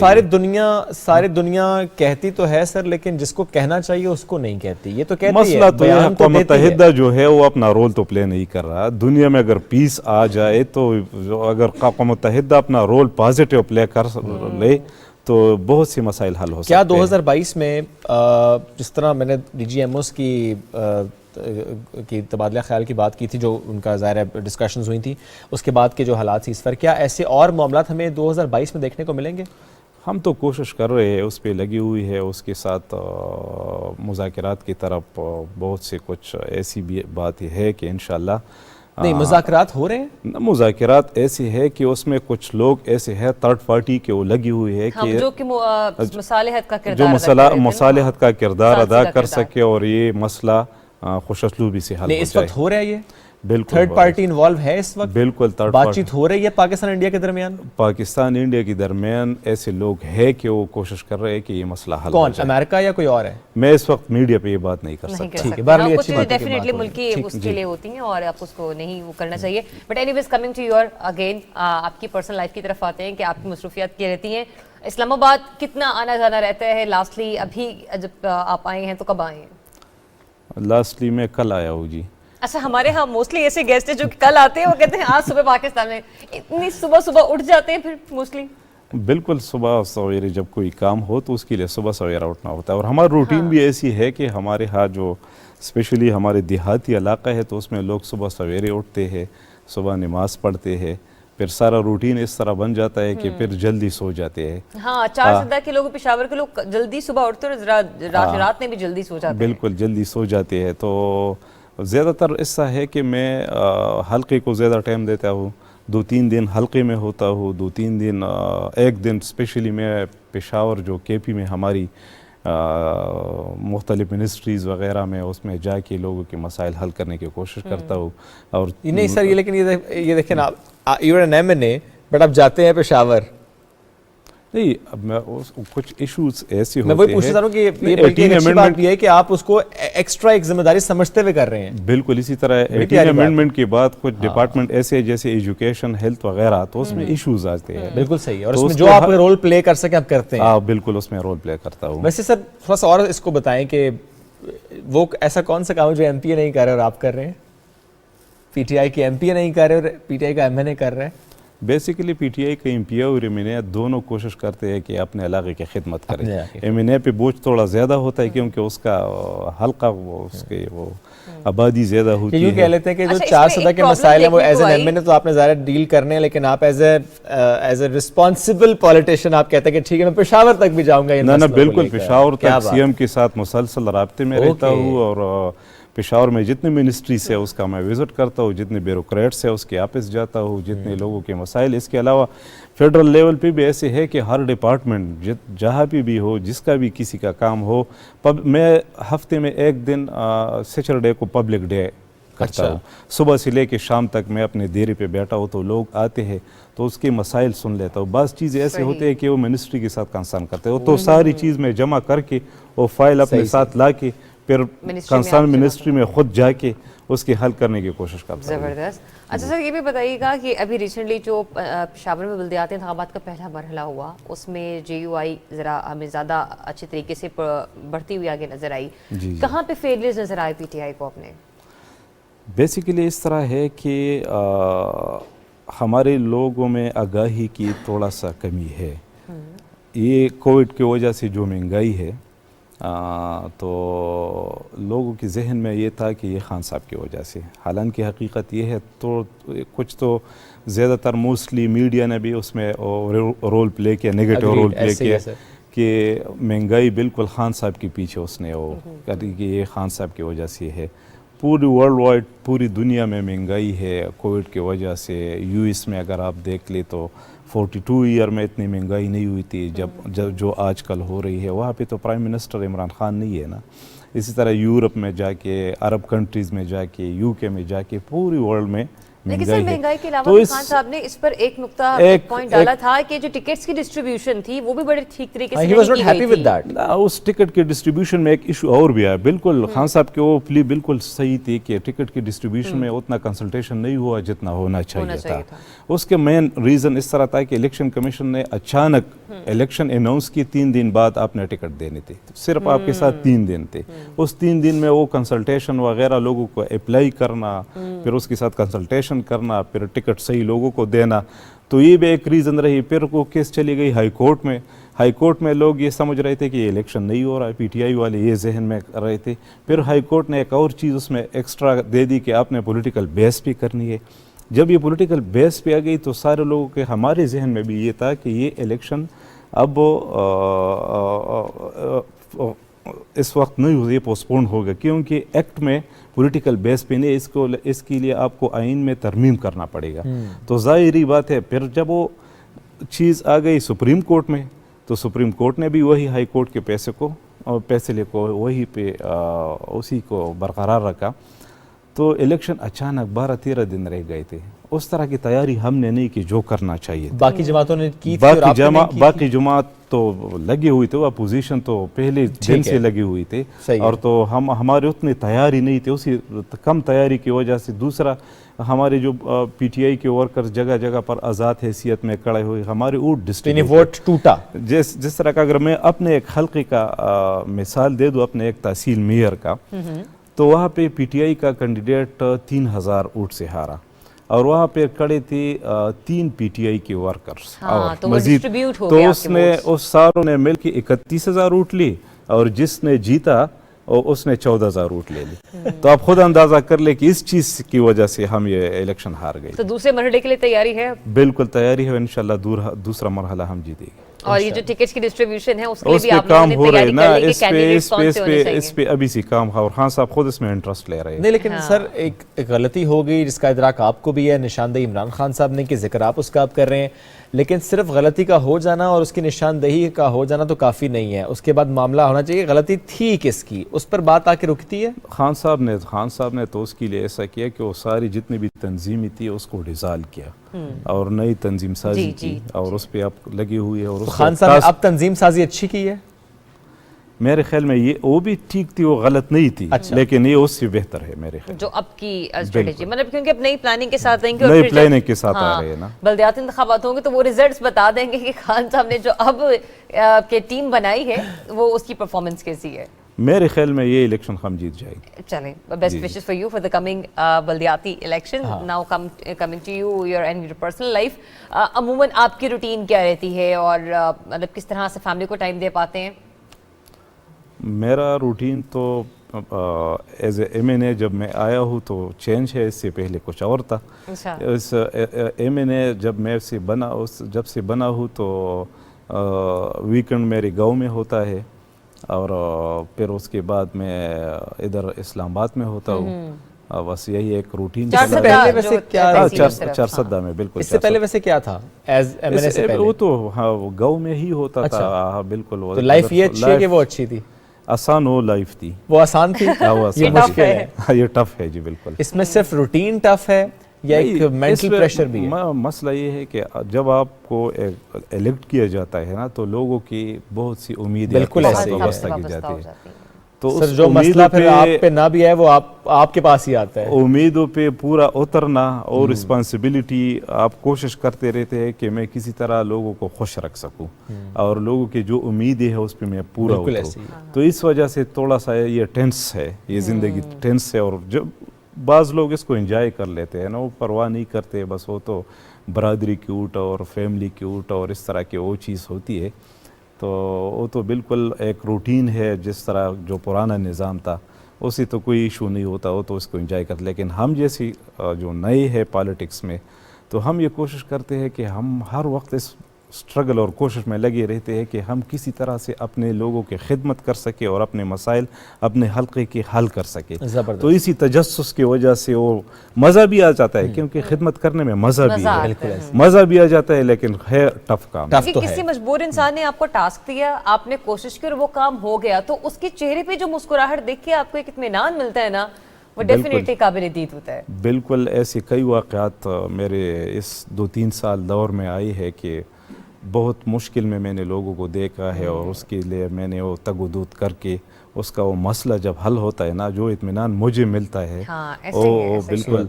अगर मैं एक वाक़या सुनाना तो नहीं चाहिए टेलीविज़न पे, लेकिन मैं एक वाक़या सुना दूँ। इस तरह था, पहला साल था मेरा और मैं रात को सोशल मीडिया और फेसबुक वगैरह देख रहा था, लेट टाइम थी, तो एक बंदा था व्हील चेयर पे बैठा हुआ था, उसके इर्द गिर्द उसके बच्चे जमा थे और वो रो रहा था। वो बंदा बहुत ज़्यादा रो रहा था, तो उसकी उस रोने को मैं देख रहा था तो ख़ुद मेरी आंखों से भी आंसू चल रहे थे। तो ये कह रहा था कि अनवर ताज को हमने MNA बना दिया और मेरी बेटी 3 साल से गुजरात में जली हुई है, वो झुलस गई थी ऊपर, यहाँ से ऊपर बिल्कुल। और उसका कोई पुरसान हाल नहीं है। तो मैं सुबह सवेरे उसके घर गया, मैंने उसका एड्रेस पूछ लिया सुबह सवेरे उठ के, और उसके साथ जो अपना इमदाद कर सकता है वो कर ले, और उससे वो डॉक्यूमेंट लेके बैतुलमाल के एमडी के पास आ गया कि इसकी बेटी है, इस पे 10 लाख का खर्चा आता है और इसकी कॉस्मेटिक सर्जरी करनी है। लेकिन ये मैं चाहता हूँ कि ये मैं ख़ुद इसको फॉलो करके इसको मैं ख़ुद करना चाहता हूँ। तो अल्हम्दुलिल्लाह वो काम 3 दिनों में के अंदर हो गया। जना अस्पताल लाहौर में उसकी वो कॉस्मेटिक सर्जरी हो गई। जब 1 माह बाद मैं उधर गया तो मैंने उस बच्ची के पूछा कि वो अब उसकी हालात कैसी है। तो इस बात पे मुझे जो इत्मीनान मिला ना, ये मेरी पूरी ज़िंदगी के लिए काफ़ी है कि उस बच्ची की 3 दिन पहले शादी हो गई। माशाल्लाह सर, ये तो ये मेरे लिए खुशी की बात। उसकी शादी हो गई 3 दिन पहले। आप गए थे? बिल्कुल मैं गया अच्छा। था। तो ये मेरे लिए खुशी की बात थी कि एक बच्ची 3 साल से पड़ी थी और उस मेरे एक कोशिश की वजह से उसकी शादी भी हो गई। और सर वो उस बच्ची की आंखों में कितना प्यार था या उसके वालिद की आंखों में कितना इत्मीनान था। होगी। और कितने के इंसान जब वसीला बनता है तो वो मतलब इल्फाज नहीं होते। बिल्कुल ऐसा ही है कि आपको जब आप देखते हैं कि आप किसी की मदद कर सकते हैं तो आपको और ज्यादा उसके बाद आपको मजीद और करेज मिली होगी कि नहीं मैंने और भी बहुत सारे लोगों की मदद बिल्कुल इसी तरह जो माजूर लोग होते हैं, जो गरीब लोग मेरे हल्के में से औरत स्पेशली वो आ जाती है तो उसकी कार्ड अभी में अगर मैं देखूँ तो मेरे पर्स में उसकी आईडी कार्ड वगैरह पड़े होगी। तो मैं खुद जाके बैतुलमाल से उसके लिए कोई पैसों का कोई फाइनेंशियल असिस्टेंस को इस तरह का वो कर लेता हूँ जी। ज़बरदस्त। ये तो बहुत ही आपने इतनी अच्छी कहानी सुना दी हमें कि इससे बेसिकली बहुत से लोगों को एक हिम्मत भी मिलती है कि इंसान तो कभी भी किसी भी मामले का वसीला बन सकता है। भले आपने खुद से कोशिश भी की जितना अपनी पॉकेट से कर सके, लेकिन आप देखें कि रास्ता भी दिखा दिया कि बैतुलमाल के एमडी साहब की मुलाकात और फिर उसको आपने इस मामले को खुद मॉनिटर किया है। जस्ट इन 3 डेज उसकी सर्जरी और फिर शादी। माशाल्लाह इतना सुन के अच्छा लग रहा है। ये तो बहुत ही प्यारी बात आपने कर दी। सर ये जो पाकिस्तान बैतुलमाल है, जिस तरह की एग्जाम्पल्स हमें यहाँ से सुनने को मिलती हैं, क्या हुकूमत जिस इतना एहसास करती है आवाम का, इनके और सेंटर्स और जिस तरह उस शख्स के पास ये ताकत नहीं थी या तरीका मालूम था कैसे उसने कनेक्ट करना है अपने आप को, लेके यू वर द वन जिसने कनेक्ट किया, तो ऐसे सेंटर्स हों, ऐसे कोई सिस्टम्स बन जाएं कि वो 4 सद्दा हो या वो गोट की हो, वो जो भी इलाका हो, वहाँ के लोग खुद उनका कनेक्शन हो जाए बैतुलमाल से। ना बिल्कुल, इसके लिए तो इसके बाकायदा सेंटर्स जितने भी डिस्ट्रिक्ट है, हर डिस्ट्रिक्ट में बैतुलमाल का एक ऑफिस होता है। जब इस तरह के इशू आ जाते हैं तो लोगों से अगर उसके सारे फाल हैं सर, सारे अच्छा काम कर रहे हैं। बिल्कुल वो सारे अगर उसके जो लोग जिसको अवेयरनेस है ना इसके बारे में, तो उसके साथ कांटेक्ट करके इस तरह के इशू हल कर सकते हैं। इसके अलावा खान साहब ने जो हमारी गवर्नमेंट ने जो सबसे बड़ी काम ही की है, मैं समझता हूँ 3 काम हमारी गवर्नमेंट के जो जिसको मैं कामयाबी समझता हूँ और मैं एक तारीख इसको समझता हूँ। एक तो जो हेल्थ कार्ड जिससे गरीब लोगों का इलाज हो सकता है 10 लाख तक, और ऐसे लोगों का जो बिल्कुल उसका कुछ भी नहीं हो और उसके लिए मेजर सर्जरी उसके घर में आ जाए, तो ये तकलीफ तो उस लोगों को पता होता है ना। ये तो एक बहुत बड़ी फैसिलिटी, सबसे बड़ा काम है सर, सबसे बड़ा काम है।